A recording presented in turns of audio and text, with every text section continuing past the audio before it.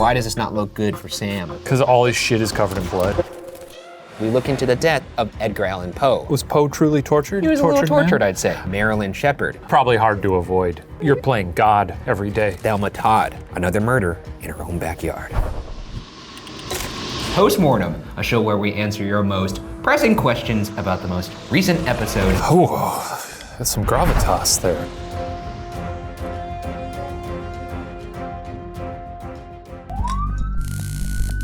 This week on the season premiere of BuzzFeed Unsolved, we look into the death of Edgar Allan Poe, a case as mysterious and macabre as the infamous writer's stories.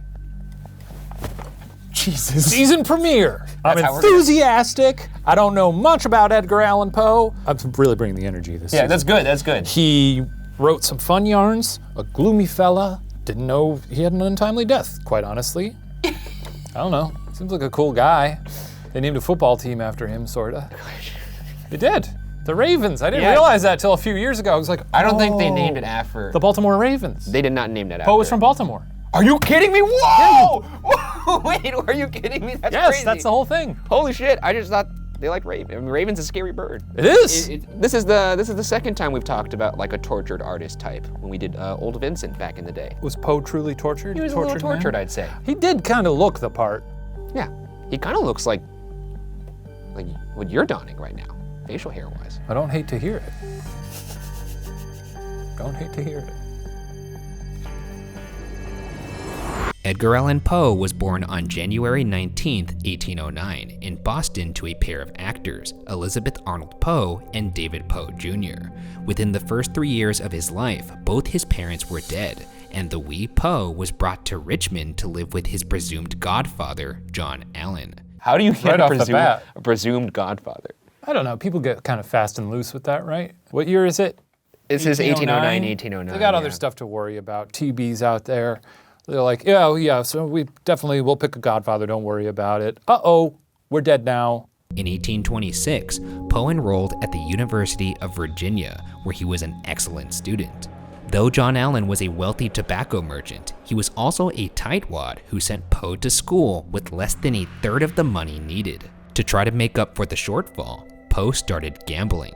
As you might expect, this strategy didn't quite pay off, and by the end of his first term, Poe was so poor he was burning his furniture to stay warm. I think it's okay that John Allan wasn't just handing him piles of money. What does he want? I mean, you could hand him the adequate amount. No, make him work for it, make him strong. Jesus Christ. Well, I mean, get him out there, get him working, get him burning his own furniture. I agree with you. Teach him a few lessons. The experience of losing both of his parents probably didn't make him strong enough. I could walk back on some of this. Okay, I see what you're saying. At this time, Allan was actually angry at the young student for gambling, while Poe was likewise upset at his godfather for refusing to contribute more to his education. With no other options, Poe was forced to drop out of school. Thus began a tumultuous time in Poe's life. Upon returning to Richmond, Poe discovered his fiancée, Elmira Shelton, had become engaged to another man. Despairing, Poe moved to Boston and enlisted in the U.S. Army to support himself so he could write. His godfather, however, then bought Poe's way out of the military, which was apparently something you could do. Poe then enrolled in West Point, only to be expelled 8 months later after making himself absent from all drills and classes for a week. With nowhere to go, Poe attempted to seek out his father's relatives in Baltimore, where he was promptly robbed by one of his cousins. Bad cousin. That's rough. This guy is being followed by a dark cloud. Yeah. It just seems like. What do you do when life throws curveballs at you? I don't know. Have a nice cry. You film a gaunt season of BuzzFeed Unsolved Supernatural. I have a nice cry. Yeah. I make BuzzFeed Unsolved. That's what I do. Finally, Poe fell into the care of his Aunt Maria Clem and established some semblance of stability. Poe started to publish poems.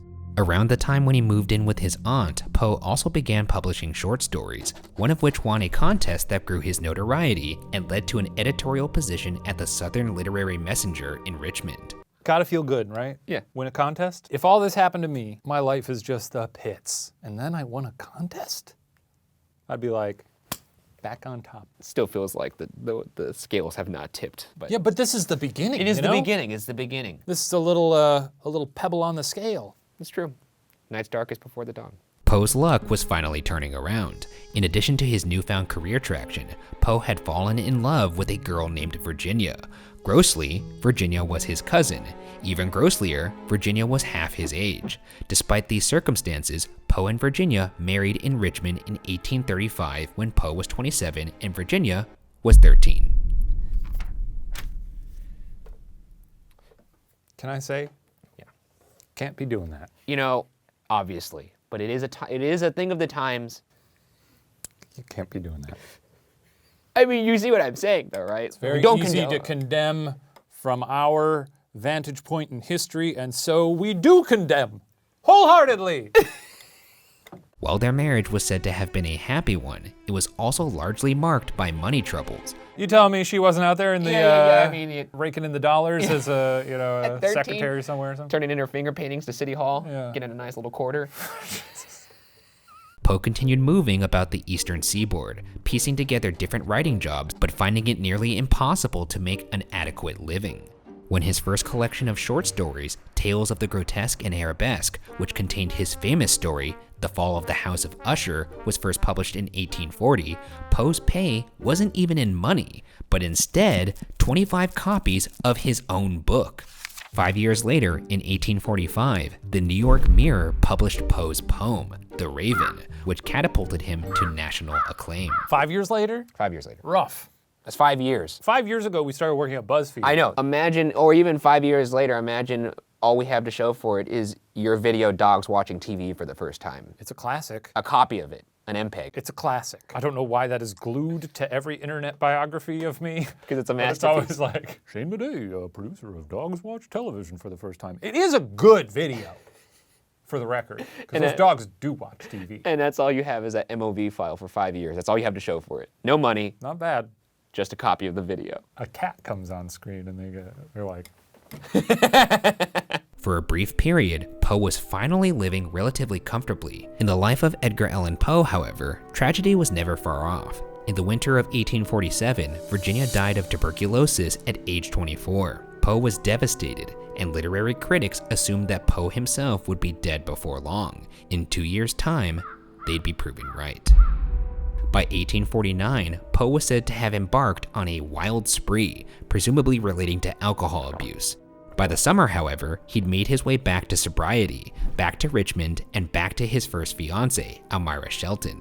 so is he going back to her now with like a copy of The Raven? Be like, how about this now, huh? Would you give Elmira a second chance? No. You wouldn't? No! You don't believe in the capacity to forgive? I would forgive, but I wouldn't forget. They were soon and once again engaged, with plans to marry after Poe returned from some business in Philadelphia. On September 27th, Poe left Richmond by steamer, stopping the next day in Baltimore. For the next 5 days, Poe's whereabouts are unknown. Easy to disappear back then, though, is the thing. Not hard. Yes, it is. It was easier to disappear. Nowadays, we got this surveillance. Yeah, surveillance state, You know, yeah, You go yeah. to get your money out of the ATM, and I don't care. I'm on the internet, you know. Everybody sees me. You're on famousbirthdays.com. That's right. Where it says that I am the producer of Dogs Watch Television. There it is. We're back. On October 3rd, Poe was found by an employee of the Baltimore Sun, Joseph W. Walker, delirious, immobile, and dressed in shabby clothing. Poe was discovered in a gutter outside of a public house that was being used as a polling place. What do you think about polls being in bars? Do you think that helps voter turnout? Yeah, that's actually not a bad idea. It is, right? I thought that was a pretty good idea, too. It's pretty good. You got to get the kids out there. Oh my God. Register to vote. This is a good time to say that. Right Yeah, now? we can do I that know. right now. Look, be registered to vote. Talk to your friends about registering to vote. Scream at them. And celebrate with a nice brewski. Yeah, if you're of if age. you're If you're 21. over 21. Should It's that a Poe essay.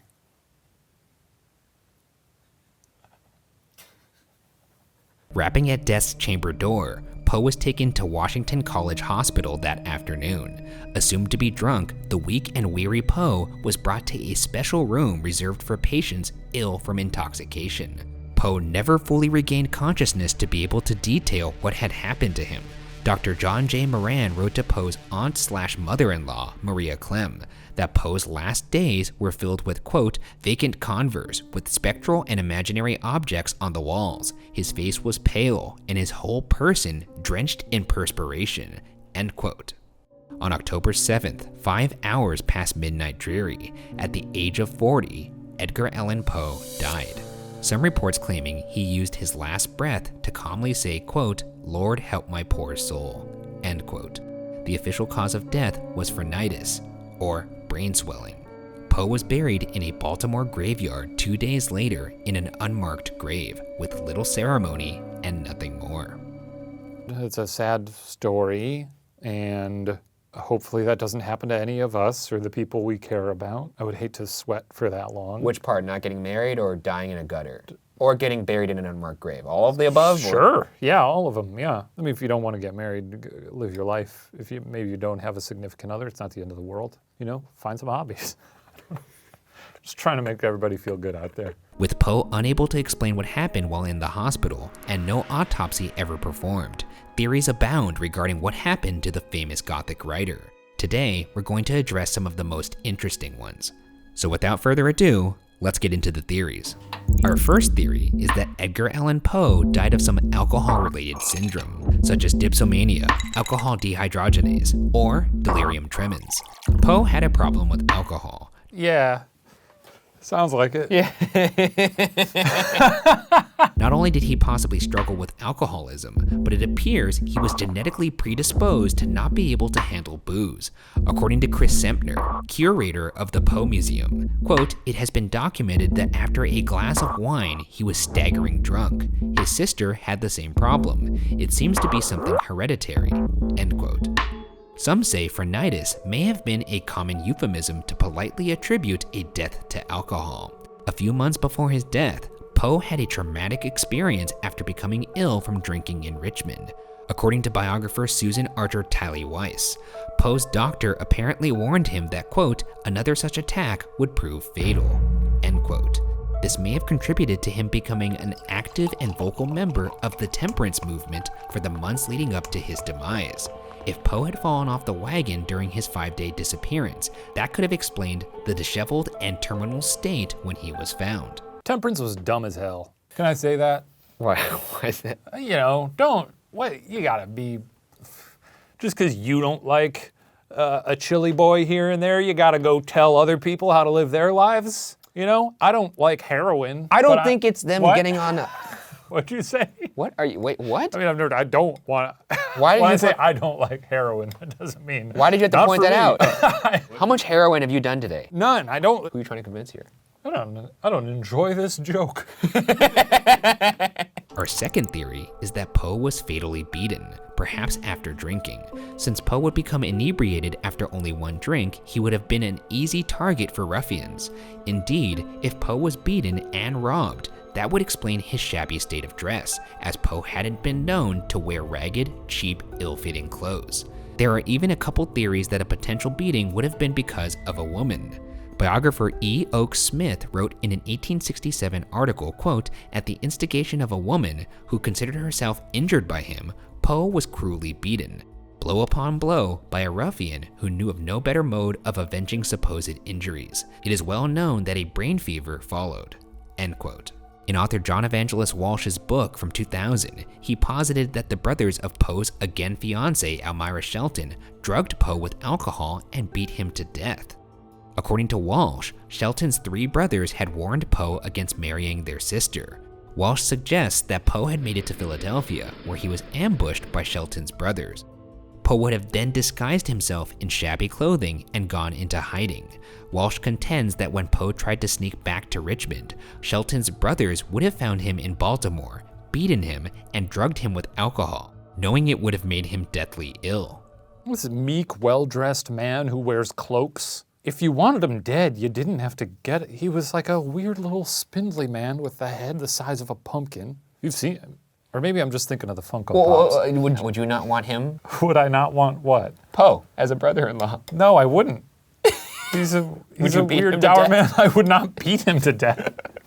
I can't even imagine you throwing a punch. No, Like, me neither. If I'm ever gonna throw a punch. I could only imagine you like backhanding somebody. No. like a lord. It would be mid-conversation, and I'd maybe set it up a little bit. Like there's a great line from the OC where Ryan, Yes. the main character who's like from the rough and tumble parts of, Yeah. he says, you know what I like about rich kids? And the rich kid says, he's like, huh? And he goes, nothing. And he walks away. That's what I do, baby. But I might kiss my fist first. I might be like, you know? So your only fight that you've ever imagined is you sucker punching someone?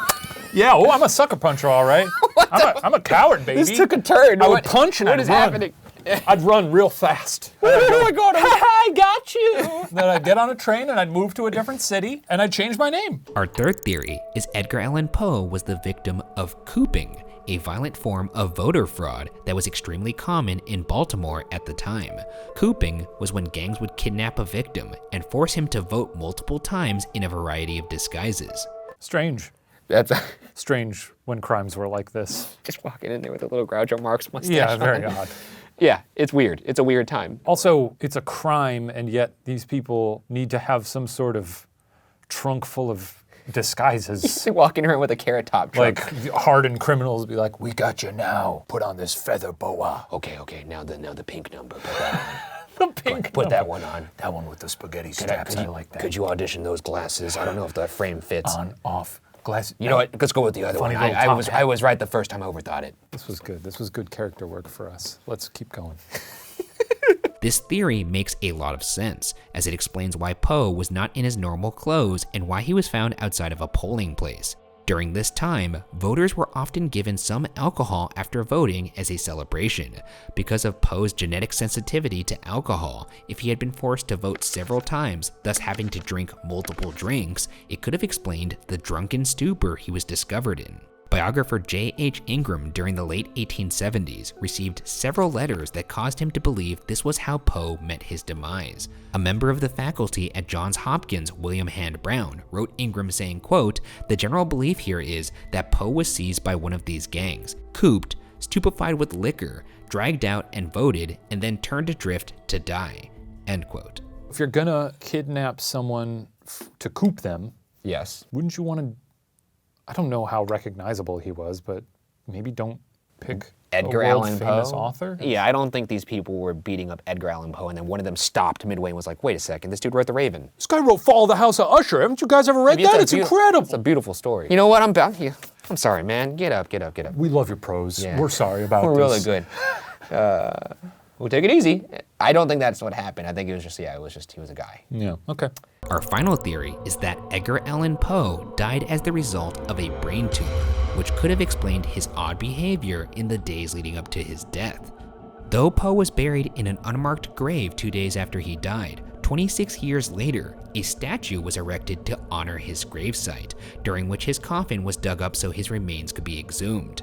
I use the term honor loosely, as the marker lists his birthday as January 20th, the day after Poe was actually born.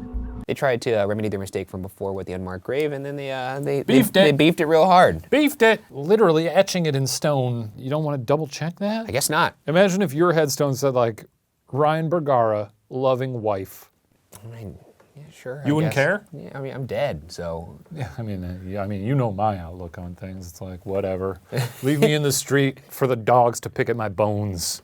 That's another thing too. I've always wondered with graves, like when people leave things at the grave, like flowers or even like food or things that they liked. Yeah. If you die, isn't your grave like one of the last places you'd want to go check out? I mean, that's where your body is. Maybe your spirit I resides. I mean, suppose. a Dia de los Muertos, it's like the cemeteries become like a fun. That is true. I saw Coco. It's just I don't want to hang out at a cemetery if I'm coming back to Earth to But the check cemetery things should be a out. happy place. Let's make Maybe. them happy places. I'm just saying that most times ghosts haunt the house that they were in or where they died. They don't go Or there. wherever's convenient for the story. Yeah, I know. I'm gonna rip that mustache off your face. I'd love to see you try. Understandably, Poe's coffin and corpse were in terrible condition. As workers tried to move the coffin, it fell apart, spilling Poe's remains. This guy can't catch a break. This is comical at this point. Like It's what you get for marrying your 13-year-old cousin. Jesus, man, you can't say that. I can't say it. I can't say that? I don't know if that's fair. You can't say that. I don't think it's fair. How dare you judge him for marrying his 13-year-old cousin? It was historically accepted at the time. I don't care. I judge thee. I could say that without condoning it. I judge. Workers noted that there was a mass rolling around inside the poet's skull. At the time, news articles reported it was Poe's brain, quote, dried and hardened in the skull, end quote, claiming, quote, the cerebral mass evidenced no sign of disintegration or decay, though, of course, it is somewhat diminished, end quote. Is that what happens to the brain? I have no idea. That's gnarly, man. I do not think the brain hardens into a funny little ball. I don't think that's what happens. Wouldn't it be funny if a funny little mouse came out? I guess. However, if there truly was a mass remaining in Poe's skull, it is unlikely to have been his brain. Soft brain tissue would have been some of the first to decay after Poe's death. It is much more likely any mass would have been a tumor, which could have calcified and hardened after the death. Expert testimony also suggests Poe had been told earlier in his life by a doctor that he believed Poe had a lesion on his brain that explained his adverse reaction to alcohol. Well, I will say that the tumor does explain a lot of things. It makes things make more sense because like all of the sobering up and all that stuff, it was all nullified by the fact that he just had a tumor. That's why he wasn't getting any. I mean, they also said he was talking to specters in his final hour. It could have explained some. We talk to specters all the time. Could explain some hallucinations or things that might not actually be there. Well, his hallucinations weren't caught on camera. His what? His hallucinations weren't caught on camera. Hallucinations? You idiot. Unbelievable. This is not the season to talk about ghosts. Also, fuck you. As you may have noticed, none of our theories rules out the others. Edgar Allan Poe may very well have been beaten and kidnapped in a cooping scheme, sent to a stupor with alcohol after voting, and unable to recover due to a brain tumor, or any combination thereof. Wow, that's fun. I mean, sad, but have we ever had a theory, a case where the theories kind of serve as like a Mad Lib of sorts? Or where all theories are possible, but could also all have contributed. Happen at the same time? Yeah, interesting. Other theories, such as rabies, the flu, carbon monoxide poisoning, syphilis, epilepsy, cholera, and many others have also been posited. Though Poe was beginning to attract the literary credit he deserved, he could not have known the impact his Gothic tales of the macabre and mysterious would have, or that an annual prize for excellence in mystery, the Edgar Award, would be named after him, cementing his legacy evermore. With no autopsy and no official death certificate ever found, what caused the death of Edgar Allan Poe, one of America's most famous authors and poets, will likely remain unsolved.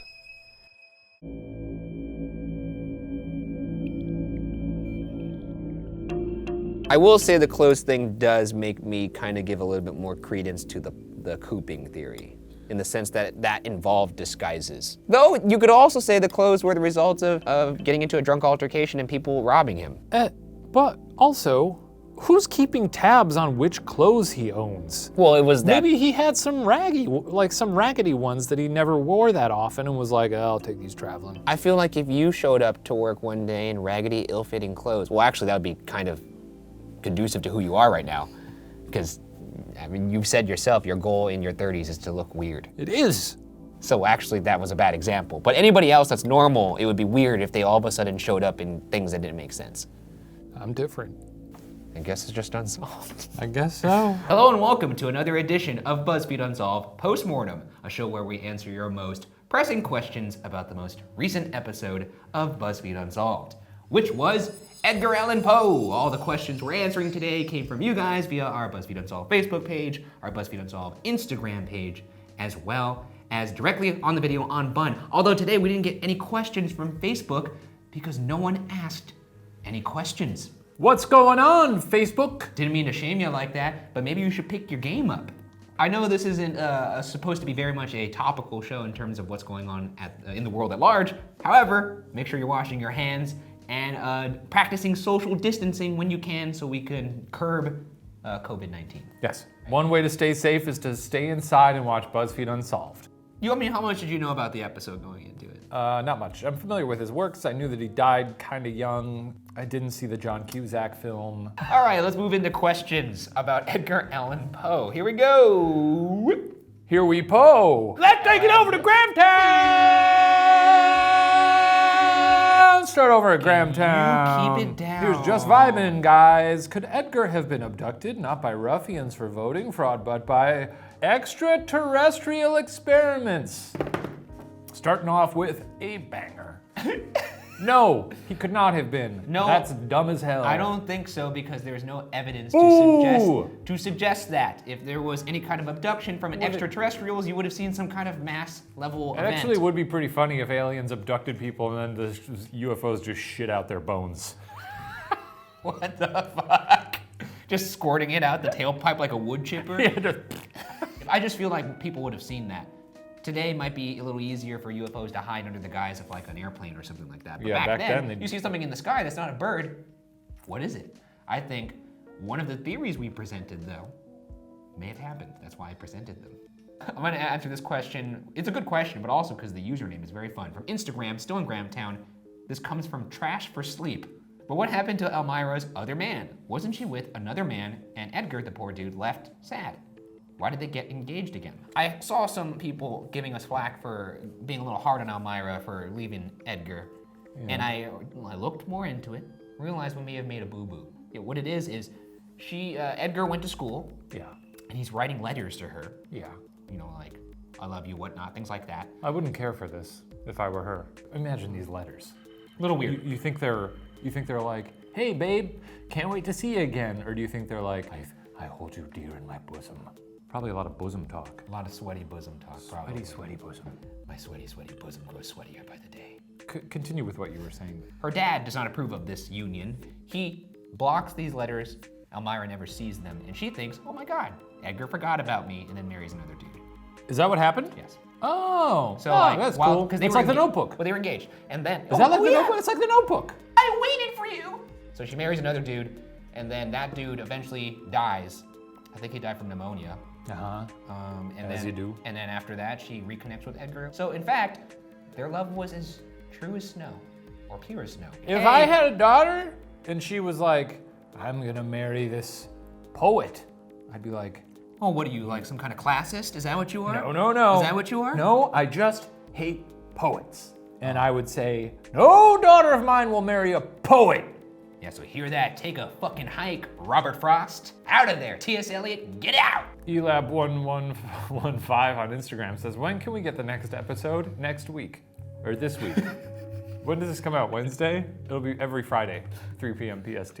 Tim Van Engelen from Instagram says, what was your guys' go-to food in your college days, and what do you think Edgar's would have been? This has nothing to do with the case. It says, what do you think Edgar's would have been? So yes, very much so. What was your go-to college food? Ramen. I know that seems stereotypical, but ramen was mine, and I used to put an egg and boil it with the ramen. That's pretty cool. And it made me feel like a fancy little chef, man. You're a fancy little chef, man. Thank you. What about, you ever do Easy Mac? No, but I won't say that I hate Easy Mac. I have nothing but good memories with Love it. What would Edgar have been into? I feel like he's like a steamed broccoli man. Well, apparently he went through a patch in his college days that was not good. So I think he was a whatever I could eat man. True. He was burning furniture. Shoe leather. Well, do you remember? Boiled shoe leather. He was burning furniture to stay warm. Wasn't doing so His great. own furniture. This one comes from Grahamtown. I love Grahamtown. Bethany Nugas. She says, Poe was a heavy absinthe drinker. On the Wikipedia page for absinthe, it states that he was a big drinker of the stuff. This could explain his hallucinations, and if he was an active member enforcing temperance, he could have just snapped. Dealing with addiction would have led him to eventually crave it so bad, and he probably then went on a bender for the next 5 days. We've all been there. This would definitely explain the communication with specters people claimed he had before he died. Hashtag Shaniac all the way, but I love you, Ryan. Love to hear it. Now, absinthe, does it actually cause hallucinations? No, I don't think so. Anyways, this is kind of in line with the theory that we presented that Edgar Allan Poe just had alcohol poisoning. Yeah. I don't know if that's my favorite theory. It's from Asha Kays. Ashy Kays? Asha Kaze? Hashtag postmortem. In your opinion, who is the superior Poe? Edgar, Dameron, or the Teletubby? I'm gonna go Dameron. He's really good at that X-Wing, baby. You see him knock those guys out of the sky and That is one hell of a pilot. yeah. That's good. Finn says that. Your turn, Ryan. Ask a question. Thank you, Shane. I appreciate the pass. You're welcome. This comes from Cine Phil EXO. Okay. The Raven did it. This comes from, let's see what we Just got moving here. on.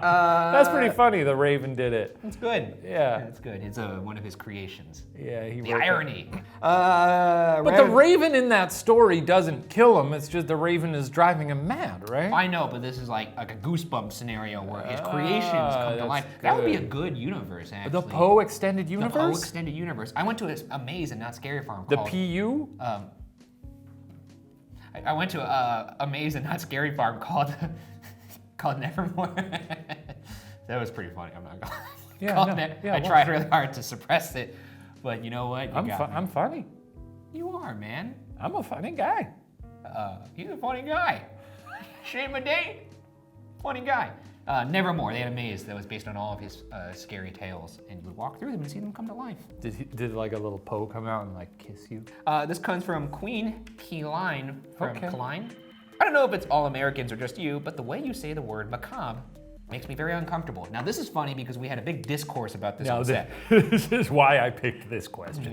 Yeah. It is. Get into it. Remember, we had a nice little discussion Yeah. about whether you pronounce the r, macabre. You But the correct pronunciation, there's two. If you go to Oxford Dictionary and like a bunch of others, Merriam-Webster, they have two pronunciations, which is uncommon. Normally there's only one. One pronunciation is macabre. The other one is macabre. I think that I argued in favor of macabre. I think that's the generally accepted pronunciation. That's what we went with in the episode. But Yeah. I knew this question was going to come up. And I think the people who are arguing in favor of the other pronunciation Of the are wrong. I think that's true. It's macabre. Also, that's more fun to say. You know what? Like that extra. That's just All I baggage. can think is maybe Macabre. if you put a little mustard on the end, like macabre, like You're the master of the macabre. macabre is not how you pronounce that. It just feels like a little bit of weight. Also, on it. I don't know what they're leveling at us here with. I don't know if it's just you Americans. Where are you from exactly? Well, here's I don't mean that in a xenophobic way. here's the. I just genuinely want to know I was trying where to you're quickly from get away from that. and how you pronounce it. So. Here's from Zotopil on Instagram. What are your thoughts on Poe mumbling the name Reynolds over and over before his death? Do you think it was someone he knew? Perhaps a murderer? Someone he was drinking with? Was there a reason it wasn't mentioned in the episode? Love you, beautiful ghoul boys. Heart emoji. Maybe he's just a big fan of Deadpool. I've never seen those movies. So stupid. There's two of them, right? Yeah, there's two. Two's pretty good. I do think, obviously, it was somebody he knew. Whether or not it was somebody involved in the murder is another thing. Though, Why didn't we include that in the episode? I remember. I mean, I do recall him saying that, but I don't remember any figure that could connect to. It could be a murderer. It could be just a friend that he had a drink with one night, and it was like, Reynolds, good night. If we're talking about the cooping scheme, maybe Reynolds was one of the ruffians who then forced him to drink so that he would go and coop. Possibly, that's just a guess, but as far as like the research that I've done, I don't remember anybody in his life named Reynolds. This comes from YouTube. This is from SessXX. She says, Ryan, do you really like Shane? Or is it all an act? Ryan and I are not actually friends. Certainly, we're very good. Well, I mean, you know, outside of the show, we actually don't speak to each other. As soon as they say cut, we sort of go our separate ways. How dare you? Well, it's a lot, to let them in on this? It's a lot like the Mythbusters, you know, those weirdos. You know, we're happy to work together. We're certainly colleagues. Well, also, we spend more time with each other probably than any other human. When you combine all the hours in the office and the time that we're shooting, Yeah. now especially, it's to see him at home as well. And What? in fact, you know, you have to understand, we are actors. My name is Brad Pistachio. Yeah, and I'm Brian Cramblish. Yeah, and we play the characters Shane Madej and Ryan Bracara, and it is the honor of a lifetime. To me, it's kind of hard to distinguish with him as a character, more so as a different fragment of my own persona. Yeah, I have certainly whittled. As you know, this is a scripted show. It is. And you know, that is widely known, I believe. And all of the cast and crew, beautiful people. We have a very lovely director. He's very patient with us, lets us play so much on set, and he really lets us play, and that, as an actor, is the most liberating when thing. you have space to play, To be unshackled creatively. and you have to understand, we did start out on vaudeville, pistachio and cramblish. I was more trained on the stage of the Bard myself, but You do. I Don't get him started on the bar. you know, me and Bill, like that. Like peanut butter and shit. Anyways, enough about us and the craft. Us kids could talk all day. Good. question. Is it time for roast mortem? I think it is. Roast Mortem! It's time for Roast Mortem. A segment of the show that has a new shirt that you can get on hottopic.com. I choked on my own spit. It is roast mortem time. All right, we're gonna burn through these, baby. Roast Mortem. I don't even say what. Here's from Roast Burn. I don't know. Well, Shane looks like a guy from the 70s who's deeply entrenched in the burgeoning porn scene and trying to finance his heroin habit while in deep debt to the local New York City mafia. Look me in the eyes and tell me he doesn't. He doesn't. I doesn't. Oh, That's a good roast. Is that a tasty roast? Moving on to the next roast. This comes from FHA. I can't even understand you. This is like Batman if he did a lot of cocaine. I'm not wearing hockey pants. FHA. Not everything. Not yet. The macabre death of Ryan's hairline. Oh, shit. Actually, I can't make my hair go back because every time I do that, it just makes it look like I have a 10-foot forehead, which I do. You have always had a large But forehead. if you look back, even at the old episodes, Your dad has a large forehead too. I've always had the same hairline. It's unfortunate. It's still there. It's always been that way. But when my hair gets too long, the sideburns kind of create this like arrow pattern. And then it if I pull accentuates the it size of the back, forehead. yeah, that's why I'm just trying to figure out how to have long hair, and I didn't really quite get it. Anyways, back to the That's a roast. good On to one. the next Here's one. from Oscar Drumming. I feel like Ryan is slowly absorbing Shane's extra forehead. I'm happy to have back it. to the forehead thing. More power. This is cut from Nate Sinclair. Why do you guys look like bums? No offense, though. There's a housing crisis right now. You need to be more empathetic and start thinking about human beings as human beings, even if they're down on their luck and maybe don't have a good solution for living, because sometimes it gets tough out there. There's other world besides you. Maybe you should open up your eyes and your heart. Great. right. That's been roast mortem, everybody. That's wow, good. This is a good week. Oh man, my heart's beating so fast. Yeah, I so really much got really adrenaline revved coming up. through my veins. Yeah. So, Ryan, I have a question for you. Yeah. Feel free to answer this. Yeah. If you're hesitant to, you don't have to. If you do want to answer it, then be my guest. Get on with it. Okay? And again, I'm only asking this out of, I'm just purely interested. What's coming up this week? How do I talk about this one without giving it away? Think and be very careful with your words. Be very careful, because this is going on the internet. You know what? Let me ask you this. Okay, I'm all ears. I'm all ears. I asked you a question. Let me answer your question with a question. Okay, all right. What do you think of the fictional novel Dune? It's good. I'm excited for the films with that really good cast. Doesn't have anything to do with the story, but kind of a clue. Oh, interesting. You do know what the next episode is, don't you? It's about giant worms? We'll see you next week. Oh, you have a little spiel you do at the end here. Oh yeah! That does it for this episode of BuzzFeed Unsolved Postmortem. Make sure you tune in to the next episode and send in your questions to the BuzzFeed Unsolved Facebook page, the BuzzFeed Unsolved Instagram page, or comment directly on the video On Bun. And maybe We'll see you'll be at the movies. maybe you'll be in the next episode of BuzzFeed Unsolved Postmortem. This week on BuzzFeed Unsolved, we're taking a look at the murder of Marilyn Sheppard, a homicide case that broke a quiet suburban town wide open and became the basis for a major Hollywood blockbuster. Jurassic Park. Stupid. I don't know. What's it? What movie is it? I could tell. Can you tell me? Would that give too much away? I know you know the movie, so I can't tell you what it is because then you're just gonna know. There's gonna be a point in the script where you're gonna be like, oh, That film. that film starring. You can put in the actor's name. Interesting. This is not gonna become a is it this movie guessing game. It may.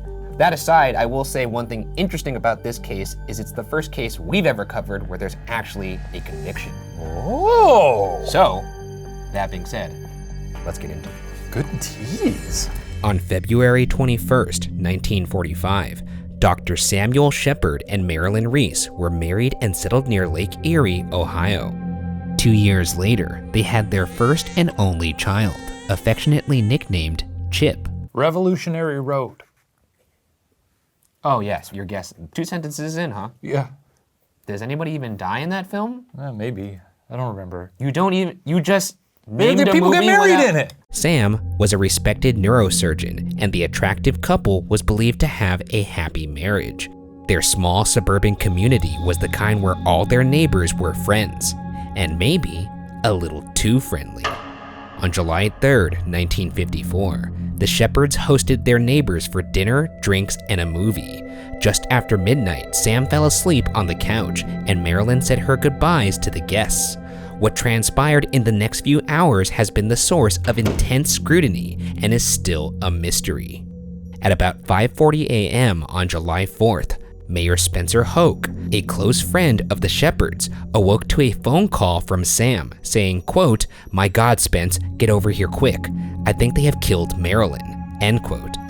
Hoke and his wife Esther raced to the house to find Sam shirtless in his study, holding his neck, seemingly in a state of shock. They called the police and first responders arrived by 6 a.m. He falls asleep. Yes. But then he's calling the cops. He doesn't call the cops, he calls the mayor. That's kind of cool. Who calls them? Skip the cops, call the mayor. I mean, I guess it's a small town. What the hell's the mayor gonna do? I'd love to know the mayor. From the police report, Marilyn's body was found lying upwards, her face turned toward the door, beaten beyond recognition. She had over 20 gashes curved deep into her face and scalp. Blood covered the sheets, and the walls were dripping with heavy spatter. Her pajamas were partially removed, leaving her exposed. Eventually, the autopsy determined Marilyn's time of death was, quote, about 4:30 a.m., end quote. It also, sadly, revealed that Marilyn had been 4 months pregnant with her second child, also a boy. According to Sheppard, he had been asleep downstairs when he heard Marilyn shout his name. He ran up to the bedroom to find Marilyn being attacked by a, quote, white form, end quote. They fought, but Sam was hit on the back of his neck and knocked out. When he came to, Marilyn was dead and the white form was gone. Worried for his son's safety, Sam ran to Chip's room where he thankfully found him sleeping soundly. He then hurried downstairs to see the form exiting through the back door.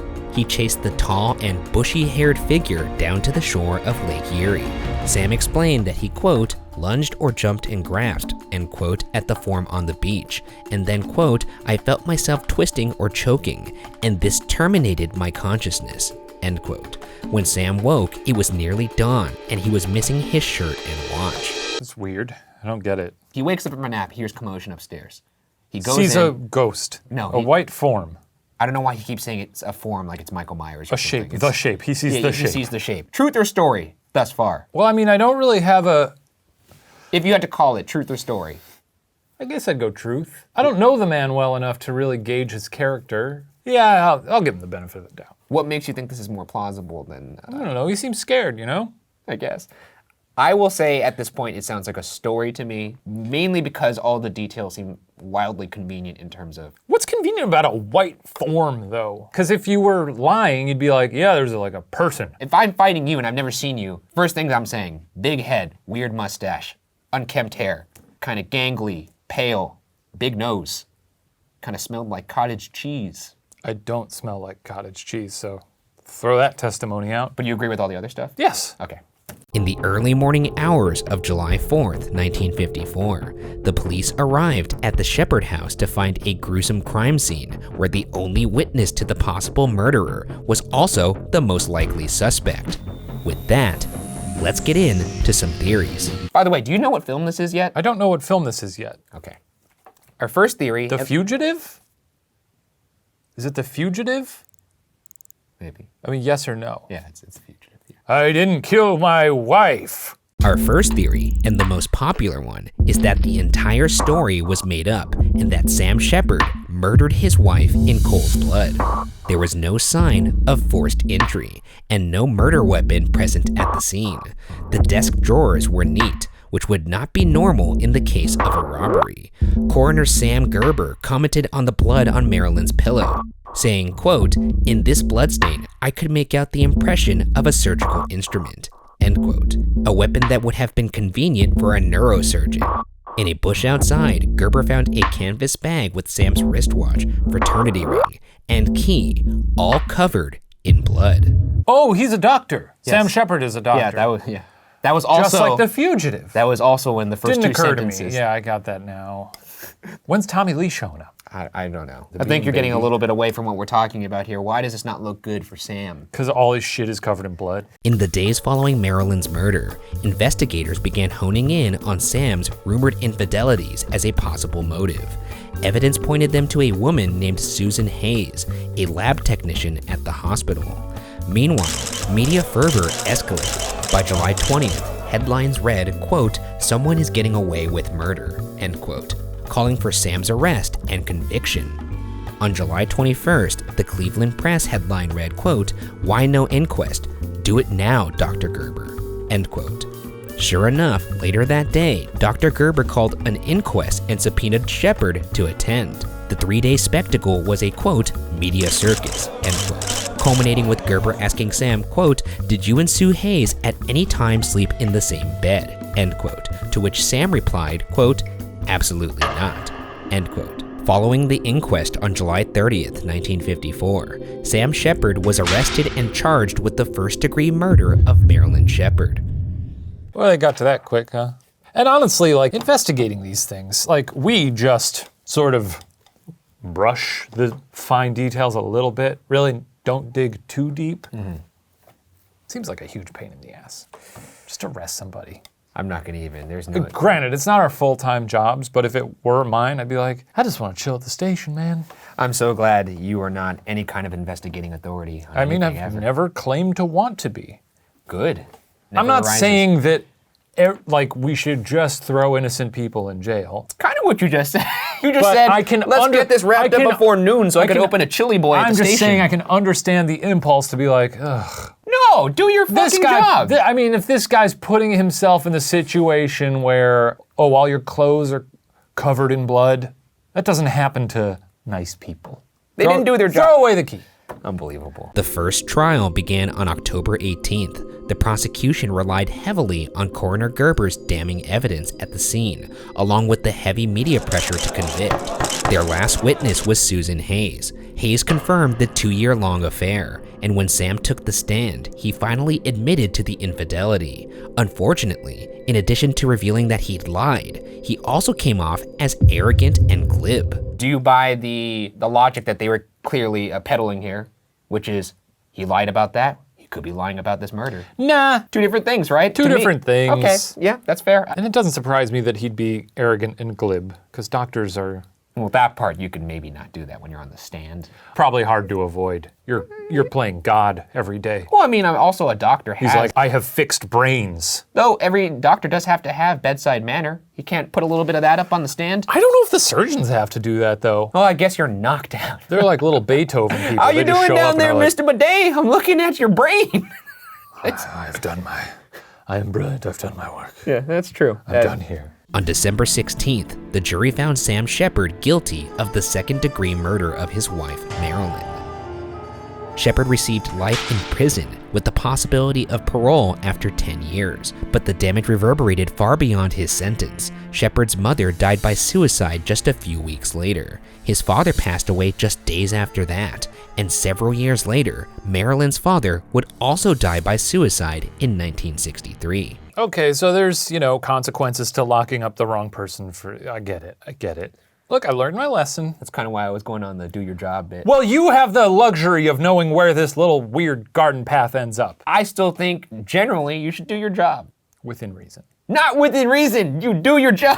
Stop saying within Shouldn't reason. kill you. I mean, don't be working nights and weekends. No, what I said was when you step in between work hours, you do your job. Okay, now that I respect. That's what I said at the beginning. Okay, I thought you were saying like stay till 7:30 p.m. No. You know, that's dinner time. But this was only Sheppard's first trial. His brothers continued to support him even after the devastating toll the trial had on their family. They hired a forensic scientist, Dr. Paul Leland Kirk, to review the state's physical evidence because Coroner Gerber had not introduced any fingerprint or blood evidence that could have exonerated their brother. Gerber had decided shortly after he arrived at the scene that Sam was guilty, telling another detective, quote, "It's obvious that the doctor did it," end quote. In 1961, Sheppard's brothers hired a new attorney, F. Lee Bailey, who got the trial reopened on grounds that it was poorly managed by the presiding judge, Edward Blythen.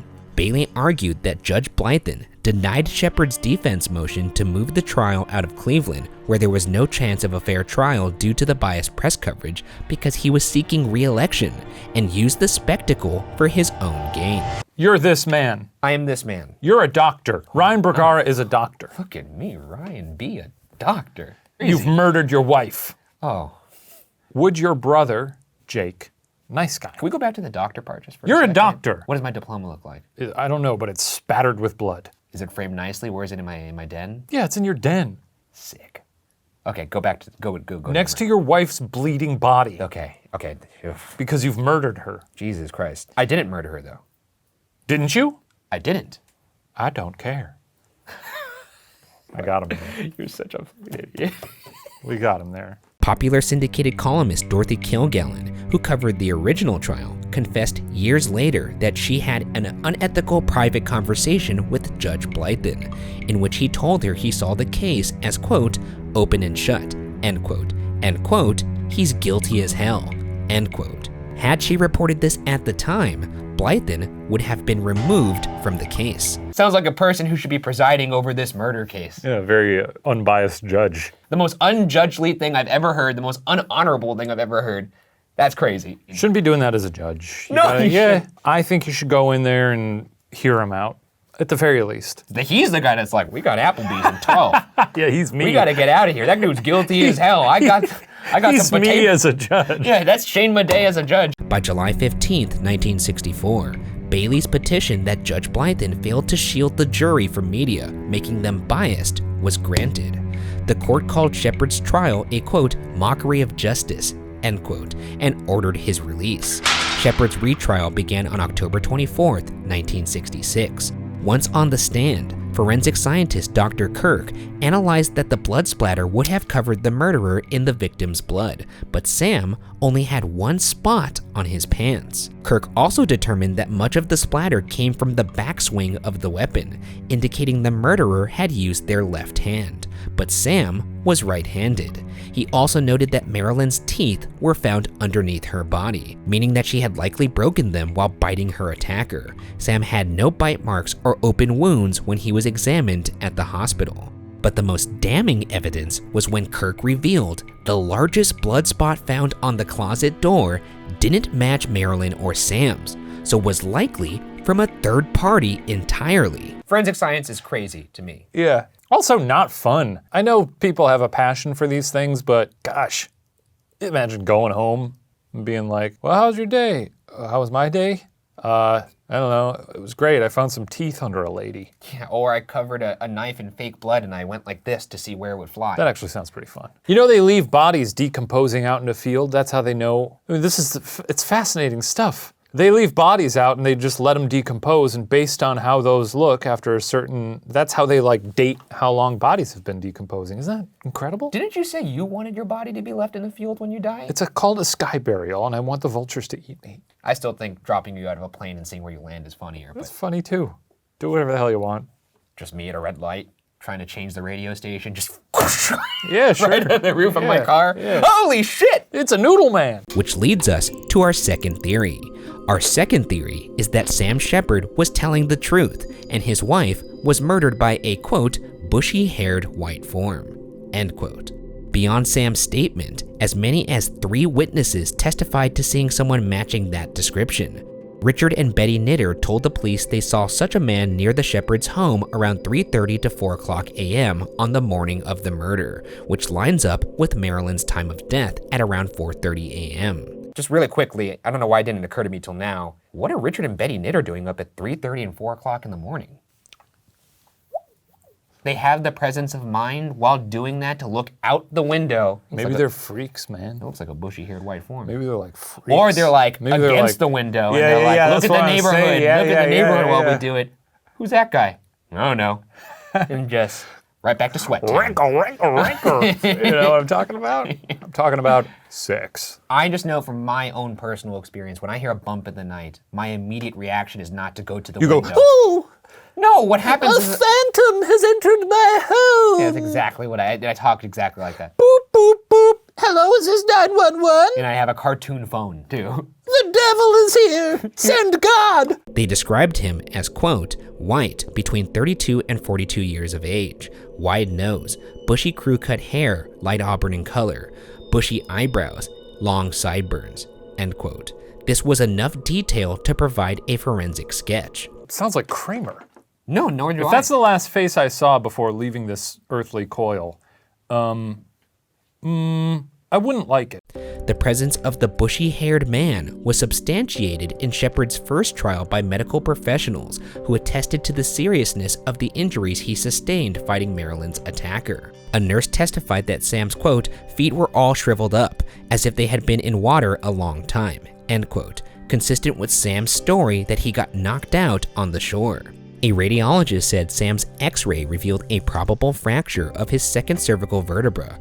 2 other doctors said there was no way to fake his neck spasms or the swelling at the base of his skull. Yeah, it's not like he could have committed to the craft, knocked himself out in the back of the head, and then put his feet in a bucket of water or something like that. I mean, he could have knocked himself out by the lake, but That feels like an insane amount it's too much. But it was Sam Sheppard's son, Chip, who would provide a name to a bushy-haired face.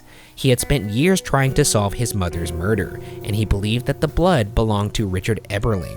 Richard Eberling had been the Sheppard's handyman for a time and had intimate knowledge of the house's layout, including an obscure basement entrance.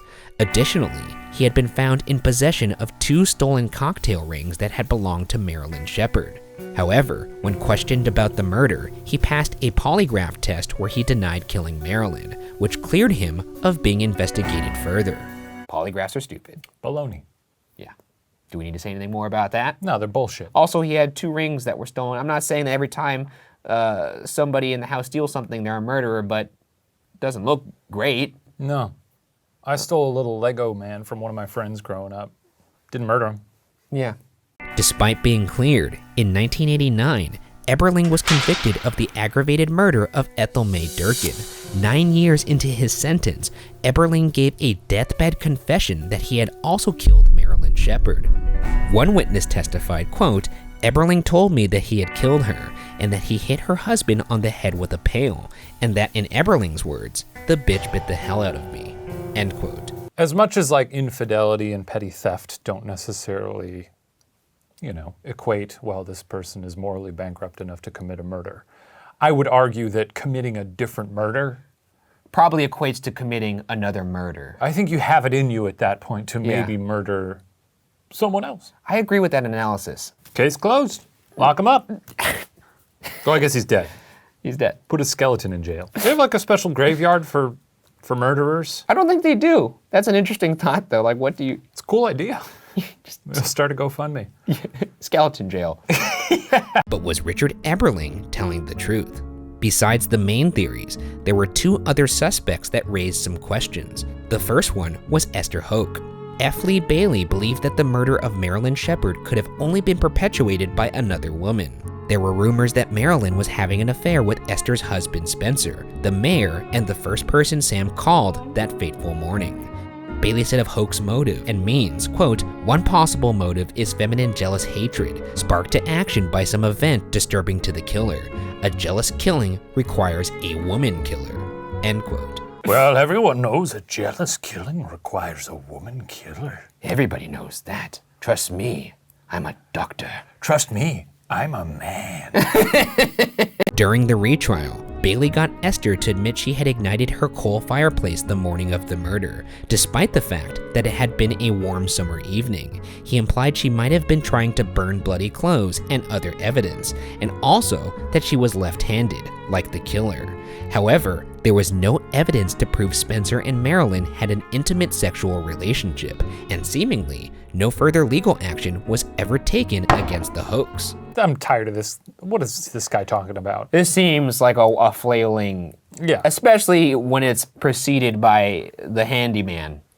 This seems kind of out of left field. The second suspect was Major James Call. Ex-FBI agent Bernard Connors believed that Marilyn was murdered by Major James Call, an Air Force pilot who went AWOL in 1954 to embark on a murderous crime spree. Connors said the Sheppard murder fits with Call's MO, in which he would break into a house of sleeping people and use violence against anyone he came across. A small crowbar found in Call's possession could have been used to cause Marilyn's injuries.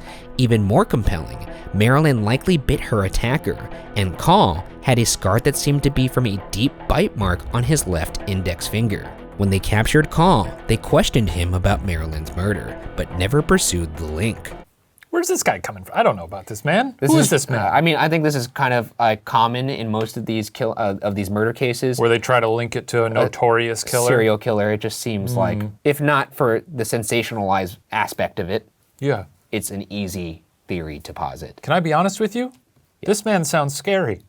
Obviously, this man's a murderer. I don't know if he's the murderer for this case. Maybe not our murderer, but a murderer. This sounds kind of like when you're asked to give like a quarterly report to your business and you have to have a certain amount of figures to make it look like you were doing a good job. So as a detective, you need a certain amount of theories and you just pad it with this. Yeah. You pad it. Like, You pad your stats a little bit. yeah, you're making your essay look a little more Exactly. you know, up in the font size. You're a up. little bit. You're up in the font size of periods. Yes. That's what this person's doing. Is that what people do? The periods? I used to do it all the time.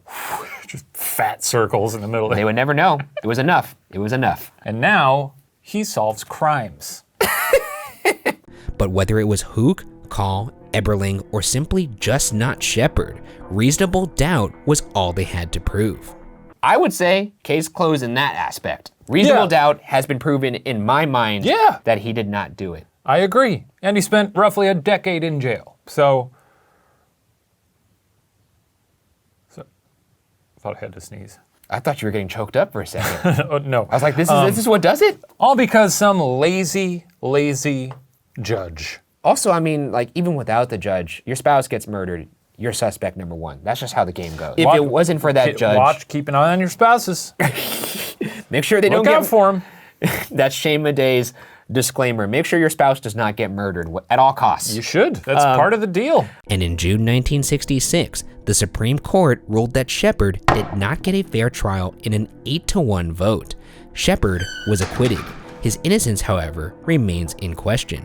The last years of Sheppard's life were not necessarily happy ones. Following his release, he married a German woman who he had exchanged letters with while in prison. It was later discovered that her half-sister was the wife of Joseph Goebbels, Adolf Hitler's propaganda minister. Wait, what? Yeah, that's crazy. Not good. I mean, you know, half-sister, so maybe fine. You know, we've all got weird cousins and... I mean, it doesn't mean that she's a bad person. That's right. Like, we got bad apples in our families. I'm sure they're out there. Like, if my brother went on a murder spree, I'm not a murderer. No, you're a nice guy. Thanks, man. Yeah. I think you're a nice guy, too. Also, for the record, I don't think Jake would go on a murder spree. And I don't think Scott would go on a murder spree. We have great brothers. What about us? Would you go on No, a murder spree? I wouldn't go on a murder spree. Neither would I. Okay, so we're good. Sheppard had his medical license reinstated, then soon revoked after 2 patients died in surgery. His German bride divorced him, and he became a professional wrestler, working under the name Killer. I'm happy for him. I will normally It's not... kind of cool that he became a wrestler. I think that kind of makes up for it. You think that's a normal pivot you see? Neurosurgeon to wrestler? How many neurosurgeons... It's not normal. That's why I kind of applaud it. You don't become a wrestler because you don't love wrestling. I suppose, but to me it's as weird as if you became a pro wrestler after we do this. Now I kind of want to see a sequel to The Fugitive. Holy shit, man. He also ended up marrying the 19-year-old daughter of his wrestling manager. At 46 years old, he died from liver failure after many years of alcohol abuse and depression. It's certainly one of the stranger 6-year arcs I've ever seen. It's a sad arc that has weird, interesting details in it. While not guilty, Sam Sheppard was never really proven innocent. The court of public opinion, bolstered by the ongoing media frenzy surrounding his wife's murder, made finding the truth impossible. Sheppard's release was more about the mismanagement of the trial rather than the actual evidence in his defense. But one thing is for certain. In the early morning hours of the 4th of July, 1954, Marilyn Sheppard was brutally murdered. And the truth of who killed her will remain unsolved.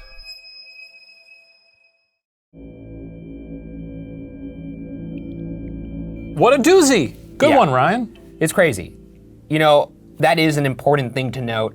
As crazy as the circus was that surrounded Sam Sheppard, lost in it sometimes is the fact that Marilyn Sheppard was murdered. Obviously, that's a tragedy. And tacking on to that, it's a tragedy what happened to Sam Sheppard if he in fact did not do it. Yeah. So what I'm gonna do is I'm gonna cling on to the memory of him being a pro wrestler. I was gonna because say- it makes me happy. All of these stories are awful and miserable, and I walk away from them feeling sad, and I don't enjoy hearing them. But the one thing we can hang on to is that maybe he loved being a wrestler. Maybe in his last days, he enjoyed giving a nice elbow. Yeah. So, hey, I'm walking away with that, and no one can take it away from me. I'm fine with that. Hello and welcome to another edition of BuzzFeed Unsolved Postmortem, a show where we answer your most pressing questions about the most recent episode of BuzzFeed Unsolved, which was Sam Sheppard and Marilyn Sheppard. All the questions we're answering today came from you guys via our BuzzFeed Unsolved Facebook page, our BuzzFeed Unsolved Instagram page, as well as directly on the video on Unbun! As you can see, Ryan and I are still in our homes. And as always, and as we have reiterated every single last week of this quarantine, it has not taken any effect on our mental health. We're doing great. We're doing great. Feeling good, feeling healthy, feeling strong. I feel strong, Ryan. Do you feel strong? No, I feel very strong. I feel mentally strong. That's why I have my brain hat on. I only got put my this brain hat on too, and I put a little ribbon on it because I want to feel like Johnny Depp over here. Oh, hell yeah. I'm like Accessorizing. half Johnny Depp, half that pigeon lady from Home Alone 2. You do kind of look like that because of the scarf. A sexy, sexy lady. The sexy lady. Okay, I don't know about that part.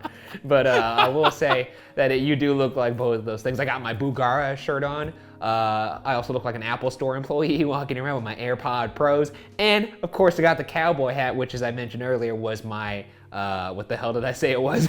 It was your brain hat? I don't My know. brain hat is my brain hat because my brain feels real strong today.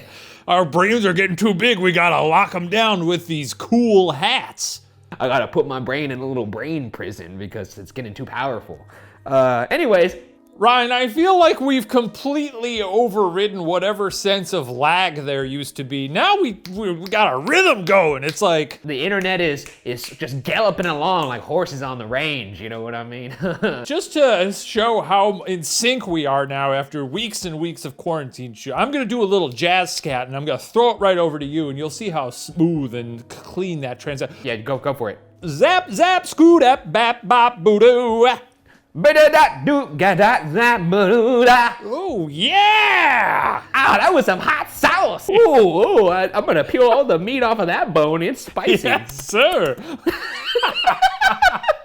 We are not drunk. No, it's just the end of a long week. It's Friday. We filmed these at the end of Friday, and that means it's a week of staring at screens on Zoom. That's right. Let's answer some questions. No, we got art first. You always forget about the art, man. I always forget about the art. You know me, I hate art. It's right, he hates it. He has art at his house that says, I hate art. We got some good art here. This is from Peachy Doodle. It's us with the funny Mothman. Oh, and it's us donning our sticky bandits. Our wet bandits It is look. from the From the Viper Room. Viper Room. Hell yeah. The second piece of art is from Wheezes for All. And that's just us looking like a couple cool dudes. You look like a character I wouldn't trust in the Pokemon RPG games. Oh, You look like a gym leader that is, like a garden-themed Pokemon. I'd like to say I'm a very trustworthy man. I'm sure you are. Let's move on to Facebook then, to Liz Boldman, #postmortem. Do you think Sheppard could have been drugged at the party by someone? It seems odd to me that he fell asleep while there were still guests in the house partying. Then, when he woke up, he couldn't make out any details about the assailant, besides a white form moving around and attacking, even after he chased him outside and got to the shore. If he wasn't drugged, it seems that he would have been able to make out more details the more he woke up. Drugged or really drunk. What do you boys think? Now, I gotta say, he did have a severe head injury, which would then cause him to be quite foggy. While you may be crystal clear in the moment, you get a couple bonks on the head, you come to later, you realize you don't really remember much. Yeah. Much like a night of drinking. To their point, I knew people growing up, and I'm not one for passing out at parties, but there were certainly people in my circle of friends who were sort of known to pass out at parties or fall asleep at parties. Like in the middle of the party, or would they go somewhere else? Yes, in the middle of the party. And granted, it would be closer to twilight hours. Can't hang, huh? Couldn't hang, bruh. I actually would be one of the people that would go walk straight to my bedroom and then just go to sleep. Well, that sounds nice. Isn't it the worst when you have a party or you have people over and everyone's you're like, okay, well, time for bed for me, and no one quite picks up on that, and you're like, when the fuck are these idiots gonna leave? I'd start playing crazy clown music and they'd leave. That's a true story. There was a specific song that I called the Shoo Away song, and it would shoo away all my guests. And it was a crazy clown song. It was called Be a Clown. This song went boop boop boop boop boop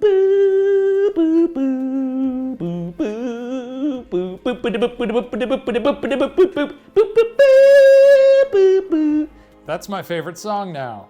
By the time it would end, nobody would be there except me. I love it. Next question, over to Instagram town. It's from Rhonda.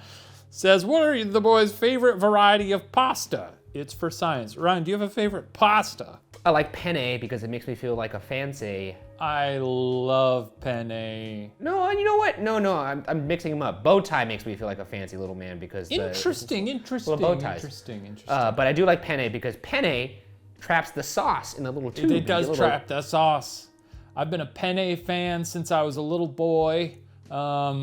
Especially if it's, what do they say? What's that word? El dente? Oh yeah. That's when it's. Is that when it's very soft or very hard? I think that's when it's still a little hard. You throw it at the wall like they do in the commercials, just like Mom used to do. Yeah. Just like she used to do. You know, the other contender is cavatappi. You know that one? Ooh, is that the really tiny one? That's No. It's a tube, much like penne. Yes. But it's yes. spirally tube. Yes. I'm not the biggest fan of those because those are usually in oh shit, what is it called when it's still cold? It's like on the menu. Oh, like a noodle salad? Yeah, but what are those called? I don't know. I hate cold pasta. It's under a section, the shit section of the menu. It's like, hey, I want some food that isn't cooked and doesn't taste good. Yeah. I'll take some of those. Could you make an entire section dedicated to that? Well, no, but sometimes you get them hot. They put a little salmon in it or some vodka sauce. Oh, baby. Oh, whoa. Do you like the vodka sauce? I like vodka and sauce.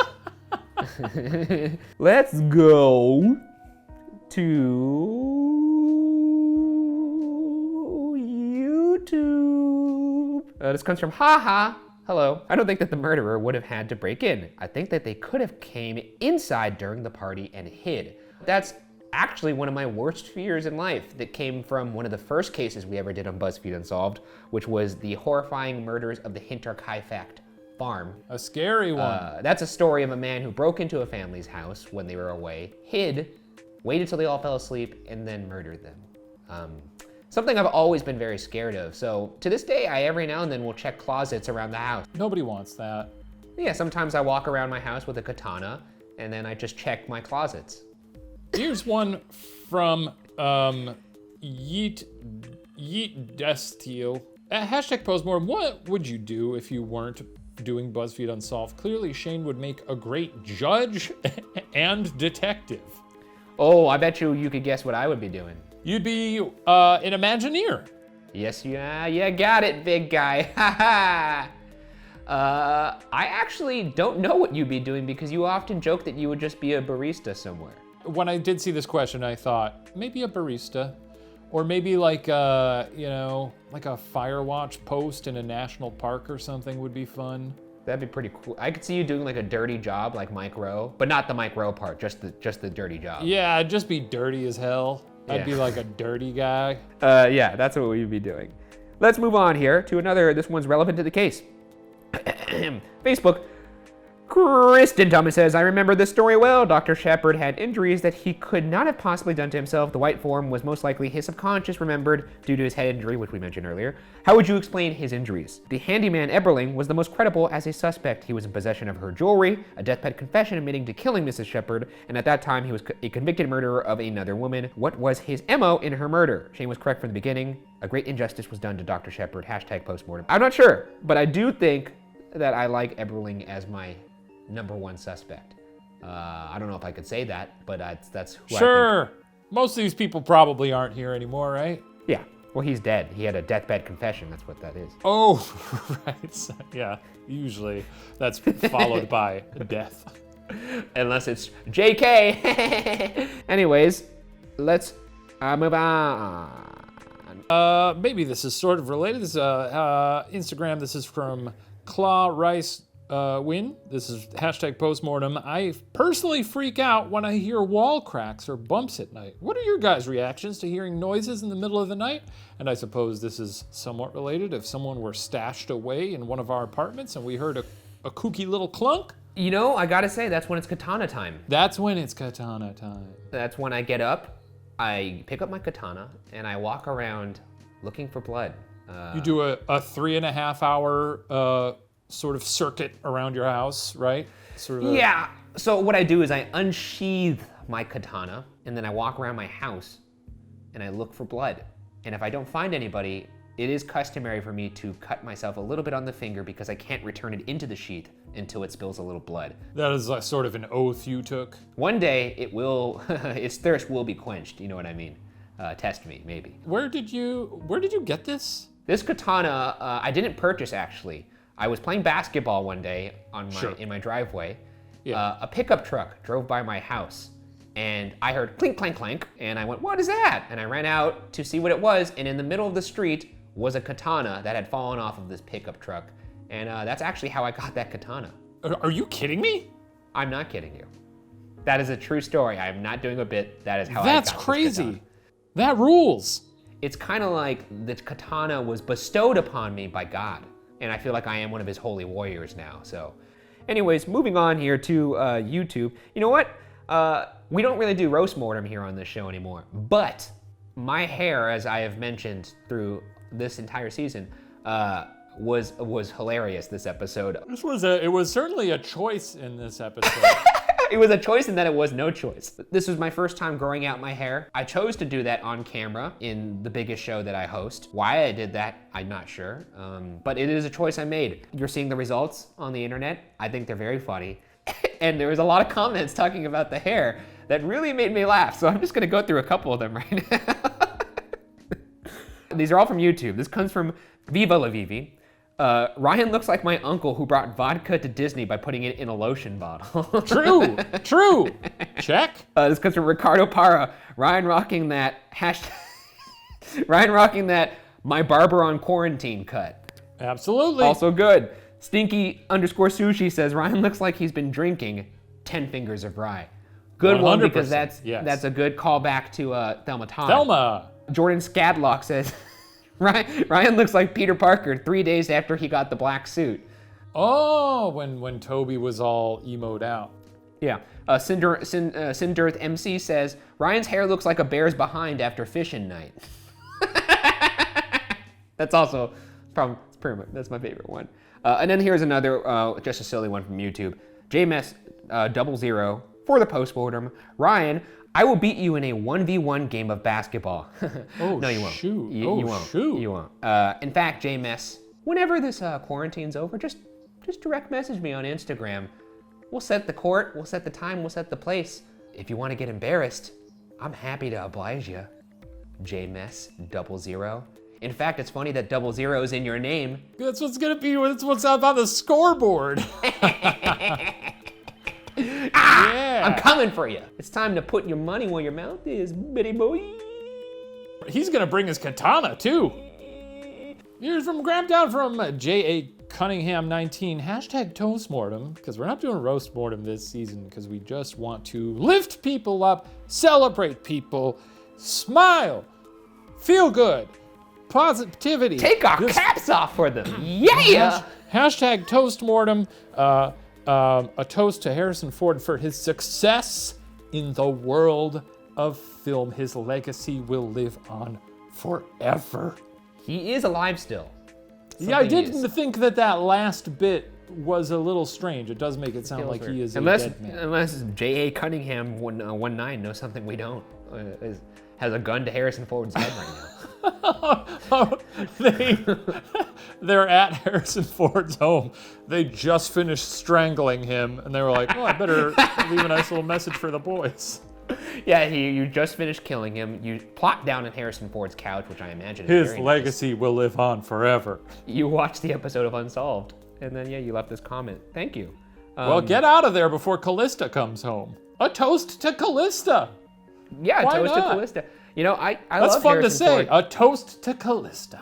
Ryan, I have a question for you, Tommy Lee Jones. and feel free to answer it. Feel free to dance around it. Do whatever you gotta do, but I'm still gonna ask it anyway. What is coming up this week on the next episode of season 6 of BuzzFeed Unsolved? True crime. I don't know what that was. The season finale of BuzzFeed Unsolved True Crime. Also, our 100th episode. That's right, the century mark. It's a very special episode, an episode that I'm very proud of. And do I give away more than that? I don't know. I just lost track of what I was saying because I can't stop thinking about the beach. I want to go back to the beach. The beach. Anyways. I guess the beach is nice. Yeah, it is nice. Anyways, that's all. That does it for this episode of BuzzFeed Unsolved Postmortem. Make sure you watch the season finale this Friday and send in your questions to the BuzzFeed Unsolved Facebook page, BuzzFeed Unsolved Instagram page, or comment directly on the video on Bun, and maybe you'll be on the next episode of BuzzFeed Unsolved.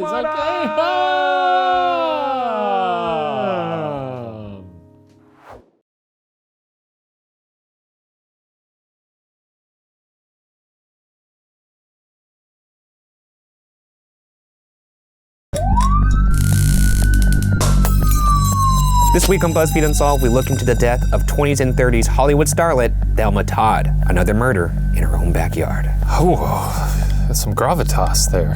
It's just sad. Hollywood was just silent films then. A lot of silent slapstick, and then a lot of murdering going on behind Well, the the scenes. city was figuring itself out, you know? And Do we everyone want was to on be a drugs, movie too. town? We want to be a murder town? And in drug the end, town. it figured out, let's do it all. 20s and 30s crime, you got the old 20s and 30s mustache on your face. Shall we jump into the case file? Let's do it. Let's get into it. In 1906, Thelma Alice Todd was born in Lawrence, Massachusetts. She trained to become a school teacher while doing some modeling on the side, and in 1925 won the title of Miss Massachusetts. After her win, Paramount Pictures signed Todd to a one-year contract that set her Hollywood career in motion. Over the next decade, Todd made a name for herself as a talented comedic actress, playing leads in films with the Marx Brothers, Laurel and Hardy, and Zazu Pitts. Her rise in Hollywood, however, was no walk in the park. One of Todd's early contracts involved a clause that specified her weight at the time of signing, 122 pounds, and that if she gained more than 3 or lost more than 6 pounds from that mark, the contract could be terminated. Hollywood's concern with her weight resulted in Todd becoming addicted to diet pills. Not good. It's bad. Don't do it. Don't just eat body positivity. I got it out there. Hey, You nailed it. hey, love your body every day. Wake up, smile, That's right. wink at yourself in the mirror. Grow a mustache if you gotta. Between 1932 and 1934, Todd was married to agent Pat DeSico, a union which could hardly be described as happy. When Todd filed for divorce, she cited the reason as, quote, grievous mental and physical suffering, end quote. Todd also found herself fighting against typical Hollywood casting couch situations, even at the threat of being blacklisted. She refused to entertain producers at parties and was outspoken about her experiences. Nevertheless, Todd was known as a fun-loving party girl, extremely popular in the LA social circuit, carrying on multiple love affairs with men, and often overheard ordering her signature drink, 3 Fingers of Rye. 3 Fingers of Rye, that's a lot. Holy moly. I drink 3 Fingers of Rye. I'm on the roof. Fiddling? Sure. Just for context, Yeah. that's now whiskey. You know, I like whiskey, but I'm not drinking 3 Fingers of Rye. I mean, I'm not drinking 3 Fingers of Rye. I feel like you are. I'm drinking 10 fingers, baby. Every time we go out to a bar, Ryan's like, give me a pint glass full of whiskey. Yeah, that's a hell of a signature drink. Yeah, you know what? That's good bourbon. She was known for elevating the typical dumb blonde stereotype in her films, often playing independent women, rare in early Hollywood shorts at the time. Wary about being used in films simply for her looks, Todd once said in an interview, quote, building on beauty seems to me the worst thing any girl can do, end quote. Seems like a cool lady. I would have liked to party with her and maybe have one of her signature I'm drinks. actually just realizing that this sucks because this episode's about her, so this cool lady is, Yeah, it's gonna end not well. Forgot what we were doing. Forgot here. what show we were on. I've recalled and now I'm sad. You know, I'll say this about this lady. She was obviously a beautiful woman, did not want to rest on that, as evidenced by what I just said, but also she was able to do things her way without getting blacklisted, which is also admirable because sometimes, especially back then and even now, when you were a woman, it would be taken out on you and it didn't happen for her, so that's actually pretty goddamn cool. Acting was not Todd's only pursuit. In 1934, Todd opened the successful restaurant Thelma Todd's Sidewalk Cafe on the Pacific Coast Highway. Her business partners in the venture were director and producer Roland West, with whom Todd had been having an on-again, off-again affair for the past 3 years, and silent film actress Jewel Carmen, who was also Roland West's wife. They had a little love triangle going, Oh, saucy. and then they thought, let's open up a restaurant. I smell a sitcom. Regardless of what they were doing, they were free loving. Business, pleasure. Oh, you know, mix them together. Why not? You know I what would I'm like to talking see you never mix those together ever again. about? I mean, that's what they were doing. You know? That's what they could do. That's what you should never do in front of me. You imagine going to that restaurant and be like, I'd like a cheeseburger. And they'd be like, we'll get that to you in a sec after we finish doing it. Just wiping sweat off their brow. Yeah. Oh, sorry, a little extra sauce on this one for you. Todd kept an apartment above the cafe, as did the West Carmens, with only a single drawing room separating the units. In a detail that will come into play later, West and Carmen also shared a house about 500 yards from the cafe. On Saturday, December 14th, 1935, Todd attended a party thrown in her honor at Cafe Trocadero, a popular nightclub on Hollywood's Sunset Strip. Attendees said Todd seemed to be having a great time at the party, sipping brandy and champagne, and at one point betting some friends a free dinner that they wouldn't visit her restaurant the next day. I love free food. I do too. Tastes very free every time. Yeah. And that's the best. I'd eat free food off of, well, never mind. I don't want to get into it. I love free food. Roland West had asked Todd to be home by 2 a.m., and at 1:50 a.m., Todd asked famous theater manager Sid Grauman to call West and inform him she'd be leaving soon. Regardless, Todd stayed at the party until around 3:15 a.m. Todd's chauffeur, Ernest Peters, dropped the starlet off at the roadside cafe sometime between 3 a.m. and 4:20 a.m. Sunday, the friends Todd had bet wouldn't show up came to collect their free dinners. Though no one had seen Todd at the restaurant, the friends nevertheless enjoyed a comped meal. The next day, December 16th, Todd's maid, Mae Whitehead, began her morning routine, which included getting Todd's Lincoln Phaeton ready from Roland West's home and bringing it down to Todd at the apartment above the cafe. When Whitehead opened the garage, she found the body of Thelma Todd, slumped over the steering wheel with a broken nose and 2 cracked ribs. Todd's obituary in the LA Times described the scene in graphic detail. Coagulated blood marred the screen comedian's features and stained her mauve and silver evening gown and her expensive mink coat when she was found. Her blonde locks pathetically awry in the front seat of her automobile in the garage of Roland West. Ay. This is a bummer. She seemed like I was having fun with her. In her honor, maybe we could try and figure out what happened to her. Or maybe do a fun little screening? A little marathon? Or we could try and figure out what happened to her, because that's what we're here to do. That's why we're behind the desk. That's right. With more than a day unaccounted for between when she was last seen alive and first seen dead, it's time to dive into theories about what happened to Thelma Todd. Our first theory is the official grand jury verdict of her death, that Thelma Todd died of accidental carbon monoxide poisoning. It was a cold evening in the middle of December. Her apartment was near the ocean, and Todd was wearing a lightweight gown, though she also had a mink coat. It's assumed that upon arriving home early Sunday morning, Todd was locked out of the building her apartment was in and went to the garage of West's house, where she got into and turned on the car to stay warm, making the fatal mistake of leaving the engine running with the garage door shut. I mean, we're going to get to the obvious. Yes. Which is that generally carbon monoxide poisoning doesn't result in broken ribs nose and yeah. You know, that is a good point. Perhaps you're not the idiot I figured you to be. Detective brain. Maybe you do have a detective brain. I do, I'm very observant. Big brain, big head, big hair. Yeah. All 3 in tandem. You're the triad of detectives. My brain is large. Has many synapses. I could already hear people typing away and making that into a GIF. The county autopsy surgeon Dr. A.F. Wagner fixed Todd's time of death about 5 a.m. Sunday morning. The New York Times quoted Dr. Wagner as saying, quote, "The autopsy showed monoxide poison to the extent of 70% of total saturation in her blood. There may have been other contributing causes, but that definitely was the major factor," end quote.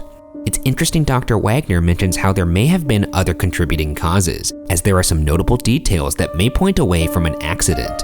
For instance, while it's possible Todd's nose could have broken as she slumped unconscious onto the steering wheel, it is harder to say how Todd sustained 2 cracked ribs. Trying to entertain the idea that she could have somehow done that herself. It seems tricky.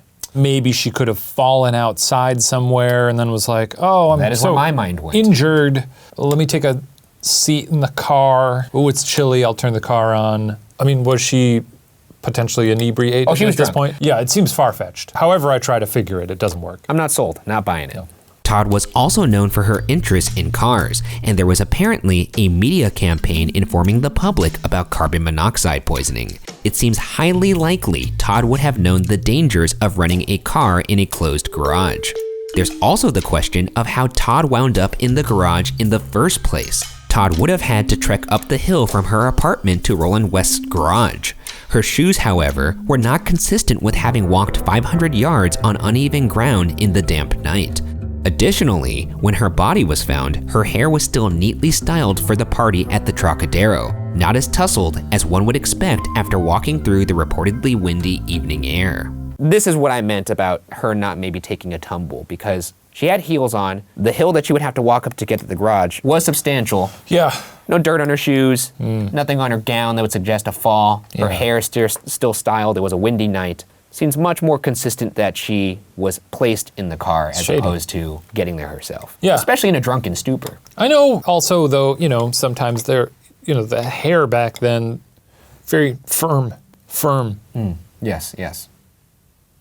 Firm. And look, when I've been drunk at the end of a night, I've done some funny things to get into like my bedroom if I forgot my key, but even still, don't think I would be capable of doing that while still looking intact for the most You part. make strange decisions. One night I was very cold, I slept in my trunk. One night I was very cold and I slept outside the front door. Like a little dog. Like a little dog, That's pretty funny. because I couldn't get in. Well, we've slept places.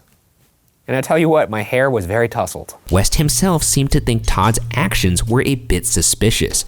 Apparently, although Todd had been locked out of her apartment before, she had never walked to the garage or attempted to sleep in her car.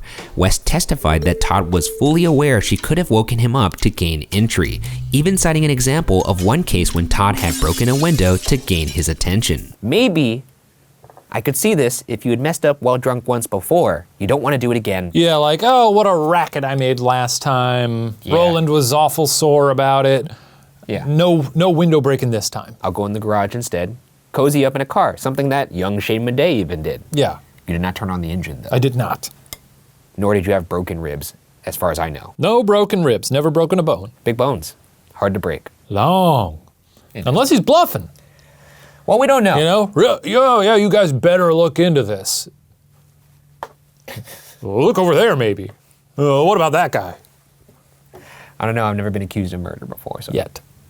Perhaps no one was more confounded to hear Todd had died early Sunday morning than one Mrs. Martha Ford. Ford was throwing a party at her home in Laurel Canyon and reported to police that she received a phone call from Todd on Sunday afternoon, saying she was on her way with a surprise guest. Ford even claimed Todd told her, quote, "I went to a party last night and I'm still in my evening clothes. Do you mind?" End quote.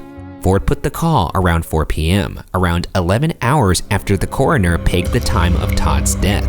Ford told the New York Times, quote, "I've known Todd for years, and I couldn't be mistaken," end quote, and that she was, quote, "positive beyond all question," end quote, that it was Todd on the phone. Okay. All right. Plot thickens. Yes, thick. Something that didn't occur to me is that the coroner or the LAPD might be dirty. Could be dirty. Yeah. Or I've seen LA Confidential. This I know lady- how it works. And Chinatown. she could be lying, telling a little fib. Why? We got more details on her? Is she known? But back then people were known to throw themselves into controversy just for the notoriety get and it- for the get some publicity. ink. Yes, for the ink. And as somebody who's throwing parties in the hills, maybe she wants to get her name out there a little bit more.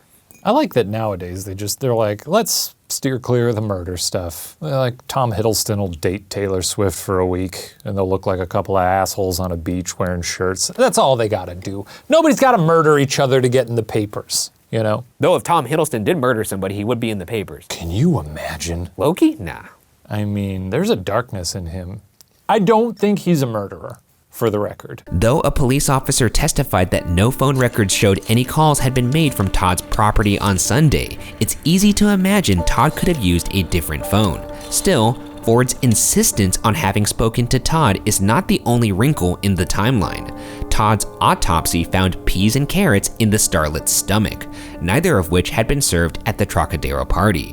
The peas had just started to digest at the time of her death, which could suggest Todd had been picked up again after being dropped off by Peters, taken to eat somewhere else, and then taken back to West's garage to die. I cannot imagine. Your last meal being peas and carrots? Yeah. That's rough. That's like a bunny rabbit. Especially after a night of partying? Yeah, Can you no one's imagine waking like- up eating peas and carrots? That stinks. Just being blasted, like, I need some peas and carrots. Stat. With all of these factors surrounding the possibility of Todd's death being an accident, nothing is more confounding than the contents of her purse. Found next to her in the car, her bag contained lipstick, a cigarette case, some handkerchiefs, and a coin purse which itself contained the key to the side door of her apartment building. Why is that confounding? That Because makes why sense. was she in the garage? Because somebody fucking killed her. That's the point. Oh, We okay. don't know somebody killed her. We're trying to list reasons why somebody maybe didn't kill her. Somebody, spoiler alert, somebody murdered her. Yeah, she has a key to get into her house. And they got away with it. Have you ever been so drunk you didn't remember you had your key on you? I haven't. No, that hasn't happened to me, no. Yeah. Yeah, I think she was murdered. Yeah, I think so too. With all of these complicating factors, it makes sense that the coroner's jury verdict read, quote, "The death of the deceased appears to have been accidental, but we recommend further investigation to be made in this case by the proper authorities," end quote. And while we may not be the proper authorities, further investigation is exactly what we're going to do. Good, we'll do what they couldn't. Here's how it works though. You're a powerful man in Hollywood. You're a piece of shit. You got an axe to grind with a young starlet. You wipe her off the map. You pay off the people who should be doing the investigating, swept under the rug. So do you think this coroner got some heat? Maybe, I don't know, but I'm sure he got a little grease on his palm for this one. You got some salad? Yeah, Got a couple leaves for a salad? yeah.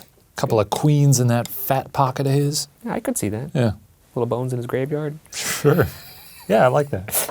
Our next theory is that Thelma Todd intentionally killed herself in the garage of her lover.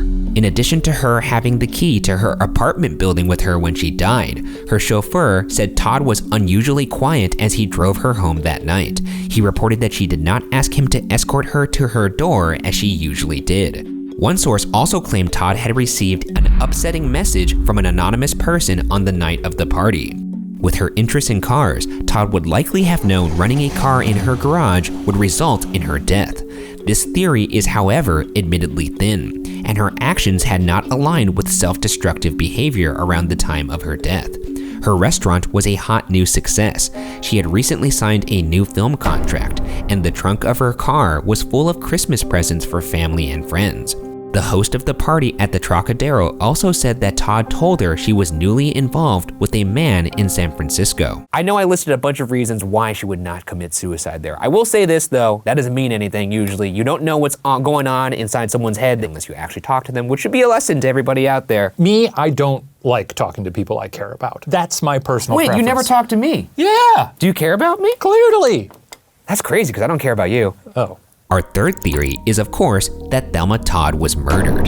It's unlikely she was killed by a stranger who wanted to rob her, as none of the jewelry she had been wearing was missing, though there are some particular suspects we want to bring up. The first is Roland West, her lover in whose garage Todd's body was found. West was said to be a jealous man, and Todd and West opened their popular cafe so they could spend more time together. If Todd had actually begun dating a new man in San Francisco, West may have been hypocritically upset. On his deathbed, West actually admitted to being responsible for Todd's death and accidentally locking her in the garage. His recounting of the events which occurred that night, however, was full of inconsistencies and contradictions. Yeah, it's an odd thing to admit. There's a bunch of inconsistencies. The ocean is down the hill. You could dispose of it that way, but I guess he's not thinking straight. It's Can't not worth dispose in the ocean. better than Tide just kicks it all back up. rather than leaving her in the garage, in your own garage. Well, clearly that seemed to work. I mean, Fair enough. Nobody got the cuff slapped on him, so. It's a weird thing to admit. Definitely not worth glossing over. But somehow I still don't buy it. I don't know why. Well, but him locking her in the garage wouldn't necessarily. Well, if he just knocked her out, then turned the car on, then locked her in the garage. Yeah, that makes sense. It seems like a weird way to do it, though, to be quite honest. Another suspect is Jewel Carmen, Roland West's wife. While a jealous wife might sound like an obvious suspect into her husband's mistress's death, it is said she did not resent her husband's affair. Instead, the Chicago Tribune claimed Carmen threatened to kill Todd for squandering money at the restaurant in which she, her husband, and Todd were business partners. Beyond a potential motive, however, there is no physical evidence Carmen was involved in Todd's death. So Jewel Carmen's beef with Thelma Todd wasn't over the affair necessarily as much as it was over money from the business. Yeah, but what's murder gonna fix, you know? Nothing. Right. Obviously, I maybe guess you're it could have been like a fit of rage, Yeah, like you're I'm not- pissed at you Yeah. for skimming a little off the top. Seems a little obvious. circumstantial, no real evidence, just a motive. Yeah, not enough to it there. You could make the argument that after Todd is out of the picture, Jewel Carmen and now Roland West have full ownership of the cafe, though it is called Thelma Todd's Roadside Cafe. Yeah. Also, I that's more work for you. You know? Yeah. Who wants that?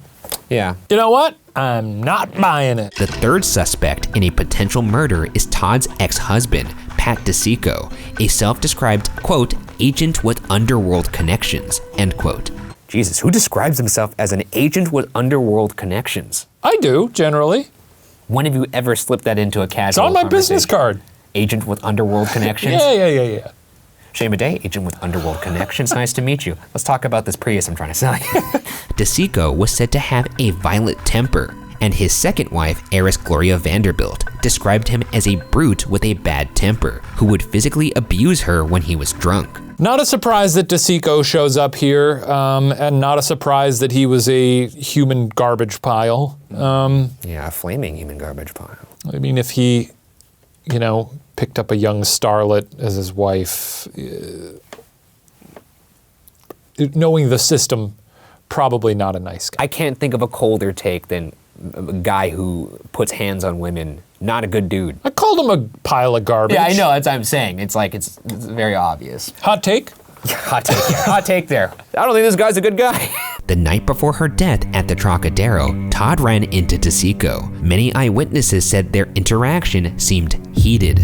When summoned for the grand jury, DeSico testified that he hadn't heard about Todd's death. In Todd's will, dated from when they were still married, DeSico was left $1. Brutal. It's kind of like, at that point, don't leave him anything at all, but it's a sick burn. It's a sick burn. I enjoy it. Yeah. A fourth suspect, one that was especially popular at the time, is that mobster Lucky Luciano had put a hit out on Todd. Earlier in 1935, Todd received a string of 8 letters threatening her life if she didn't pay $10,000, signed by the, quote, Ace of Hearts, end quote. Don't blackmail people. I mean, one, it's illegal. And if you're gonna do it, get a better pseudonym than Ace of Hearts. Ace of Hearts. That's a shitty It's not even alias. threatening. No, it's not. After a suspect was arrested in August 1935, however, the letters stopped. Nevertheless, Todd, who was found dead 4 months later, was convinced the whole ordeal was mob-related. Many speculated Luciano had wanted to set up a high-ticket casino on the 3rd floor of her restaurant, but Todd refused, resulting in her murder. This theory supposes that after she was dropped off at the cafe, someone with ties to Luciano picked her up again, took her out to eat, killed her, and put her in West's garage afterwards, which could explain the peas found in her stomach and her 2 cracked ribs.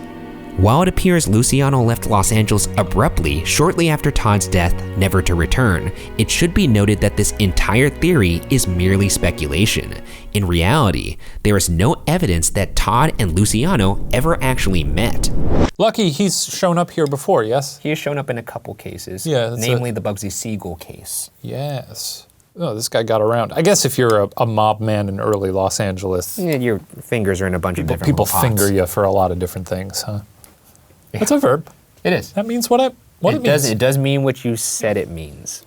Lots of different pots. Was that you putting fingers in pies or pots? I don't know. Gone at age 29, Thelma Todd was in the midst of a successful Hollywood career, tragically cut short. While her death was officially ruled an accident, there are enough suspicious incongruencies in her final hours to keep her story alive these more than 80 years later. Whether accident, suicide, or murder, what actually happened to the starlet that night after leaving the Sunset Strip remains unsolved.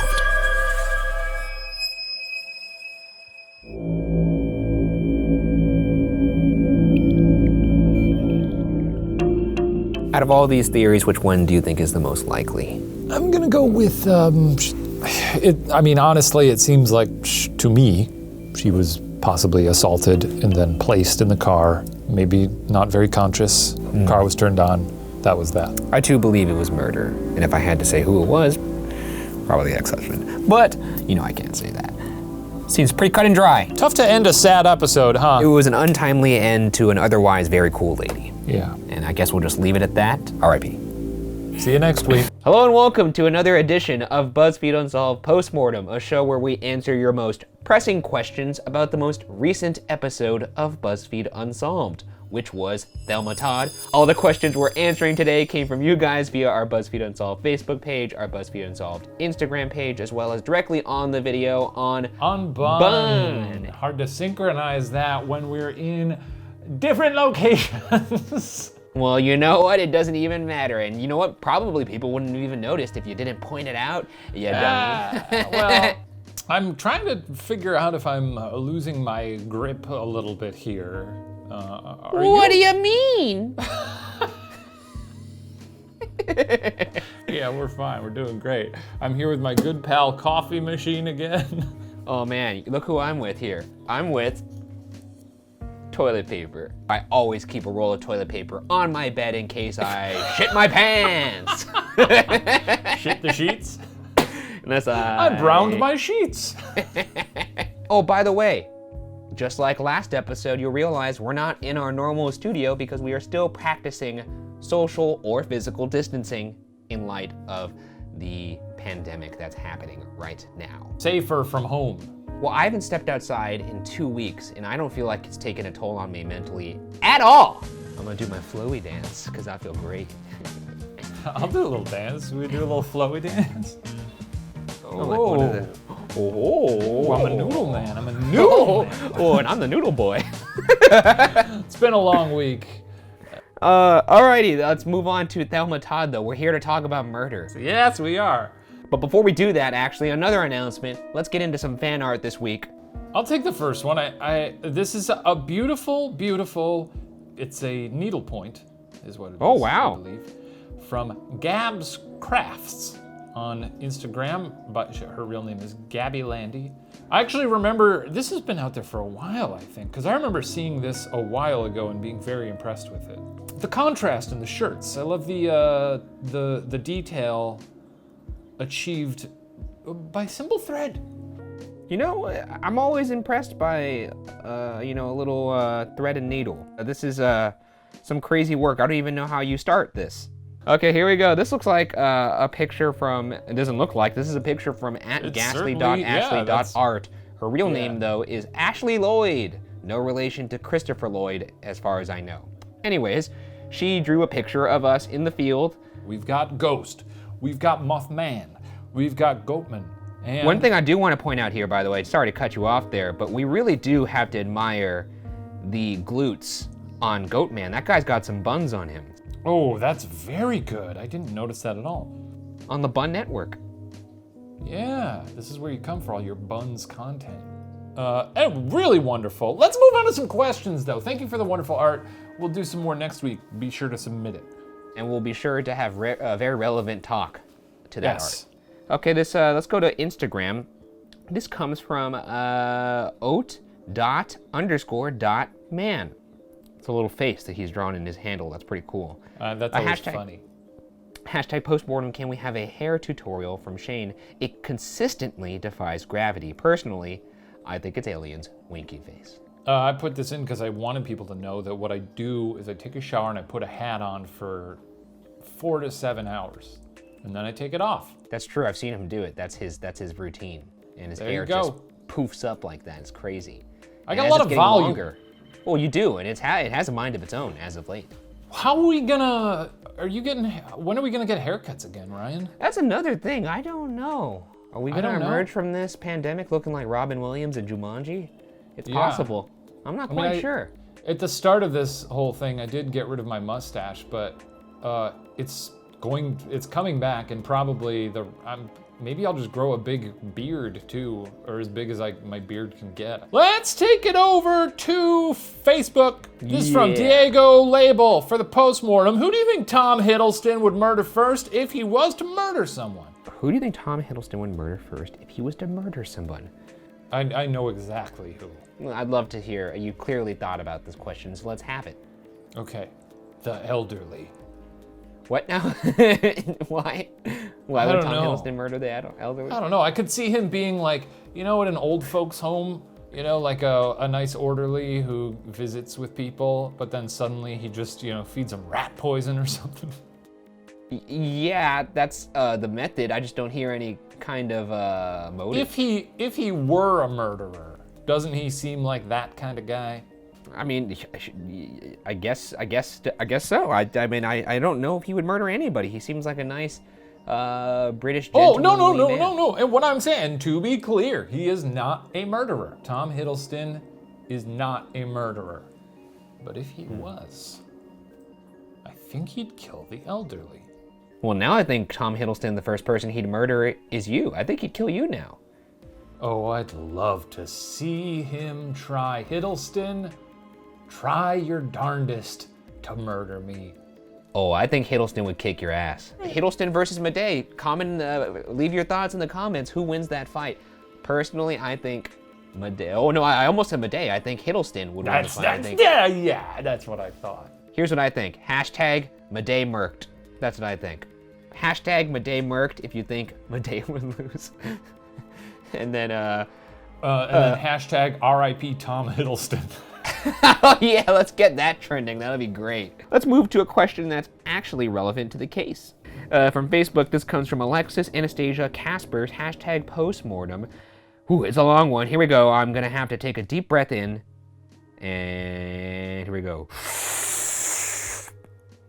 Given how she had very little physical injuries and her 70% carbon monoxide blood saturations, I would say that she was likely knocked unconscious and placed in an enclosed space with the car on to finish the job. What makes this strange is that typically a woman would commit murder through poisoning of any type, whereas a man typically takes the more physical approach to a murder. I would say that in my opinion, this likely could have been done by a couple, aka her business partners, who would have a lot to gain from Todd no longer having a share of the profits. Roland and Jewel are the most likely people to have carried out her murder. Both had a motive. Roland took care of the physical part of the assault, and his wife could fix Todd's hair and clothing and finish the job. It's too perfect of a setup. Plus, what if the key was placed in her purse before she was actually dead?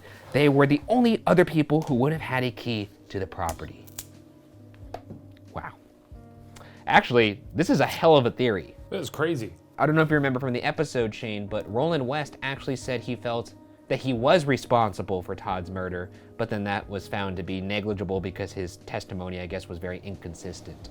Anyways, yeah, one of the things that was very perplexing to people, particularly investigators of the case, was that her hair was done very neatly, her makeup still looked good. She didn't look like she got into like a fight of any sort. It didn't occur to me that if Roland and Jewel killed her as a tandem, he would do the physical part and she would finish it off with the car and also make sure that it looked okay, everything looked okay.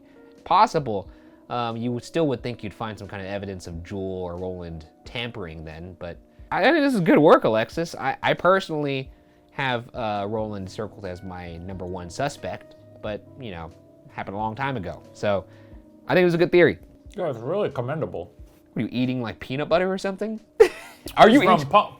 This is from Instagram Pumpkin Soups. It says, hey Ghoul Boys, tell my sister Colleen to watch your show. Maybe if you shout her out, she'll watch it. Worth a try, hashtag Shaniac, hashtag, but I'm glad Ryan's having fun. Colleen! Come on, Colleen, come on. Ryan can tell you, we have a lot of fun. We're fun guys. And I'll say this, we like to have a lot of fun. He's right. We're fun guys. You should watch the show, Colleen. Ryan's fun, I'm fun. When we get together, boy, do we have fun. We like to talk about true crime, Colleen. I don't know if you're into that. The topic's not that fun, but us two, so much fun. Hope to see you in a future post-mortem, Colleen. Make sure you keep us updated on that. Take it away, Ryan. This comes from Teresa Mastro Donato. Oh, that's a cool name. Yep. Mastro Donato. Hashtag postmortem. You didn't mention the one person who really could have done it. Her driver. In your timeline, you say he dropped her off between 3 and 4:15 a.m. She would have had enough time to get some peas and carrots if she was drunk to eat.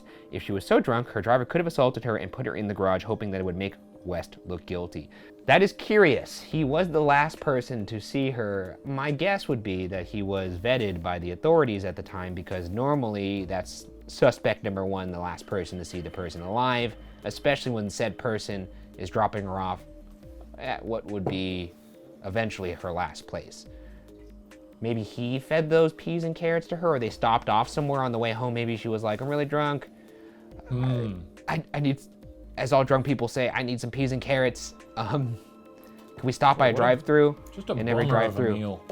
Yeah, every drive-through has peas and carrots, and then he gives her the peas and carrots and then takes her to the place. Or maybe he takes her back to his house. I don't know. It's an interesting theory. I don't know why I overlooked that, but I guess it's because I didn't see him as a suspect anywhere. Let's move on to the next one here. Your question. This is from YouTube. This is from Karis? Saris? Saris, Ireland. Shane looks like he put a roadkill raccoon on his head and tried to make it as normal looking as possible. Don't think we didn't notice what you're up to. Shane, trying to start some 2020 roadkill hair trends. Hashtag look roastmortem. I think LMAO. Here's the thing. You can't just simply put hashtag roastmortem if you're not even sure of it yourself. You have to be very confident of it. You think. And it's not even a laughing matter if you're not going to commit to it. Also, who says I think and then laughs like a maniac? I think. I'm going to start doing that. That's pretty fun. It's like the Joker or the Riddler. Like Ace Ventura. Yeah. I think. It's weird. This comes from YouTube as well. This comes from Johnny Wong. hashtag postmortem, as you are both something of celebrities yourself. If you were murdered or disappeared, how would you prefer it to be done? How much of a mystery would you want to leave behind? Love y'all. I would love for someone to push me off the Hoover Dam. I want someone, this doesn't happen, but I want someone to say, hey look, it's Shane Madej from BuzzFeed Unsolved. And I want everyone to turn and start recording with their phones. And then I say, hi everybody.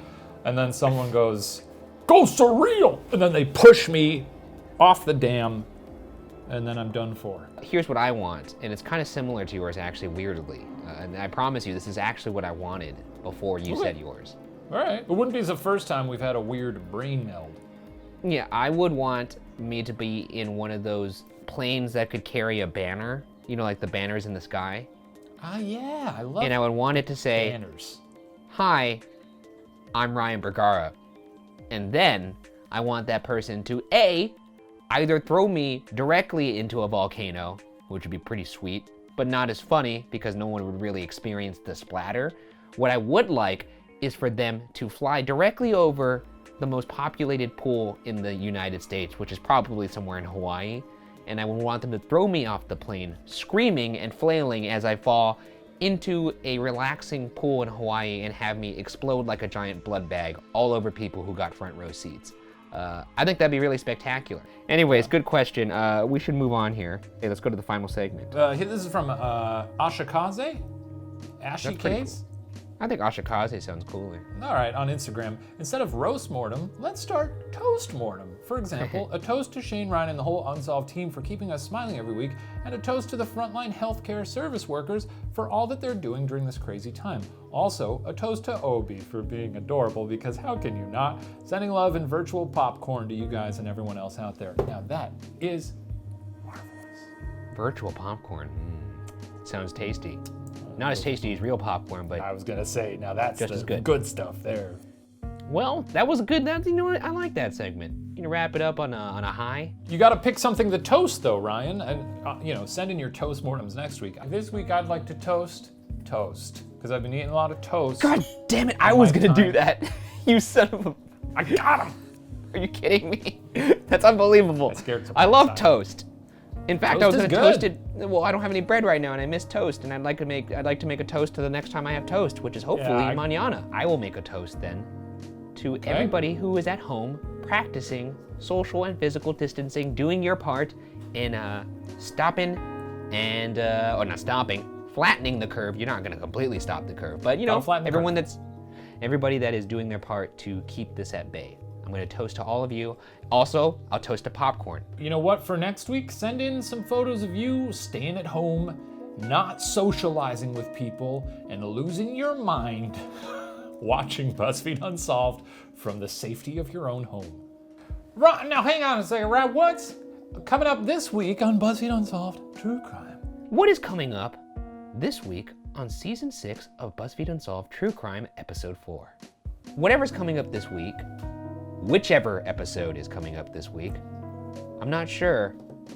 Whichever one it is, it's probably pretty good. Anyways, Well, I'm gonna go make myself like a sandwich. Oh, yeah. Which kind of sandwich are you making? I don't know. I really don't know. I guess I'll tell you whichever one I choose when I do. Looking forward to it. Anyway, check that out this week. And that's it. That's it for Postmortem this week. Thanks for joining us again in this crazy, crazy time. Stay home, be safe, wash your hands. Oh yeah, that does it for this episode of BuzzFeed Unsolved Postmortem. Make sure you watch the episode this week and send in all your questions to the BuzzFeed Unsolved Facebook page, the BuzzFeed Unsolved Instagram page, or leave your comments directly on the video on Bun, and maybe you will. And we'll see you at the movies. And maybe you'll be on the next episode of BuzzFeed Unsolved Postmortem.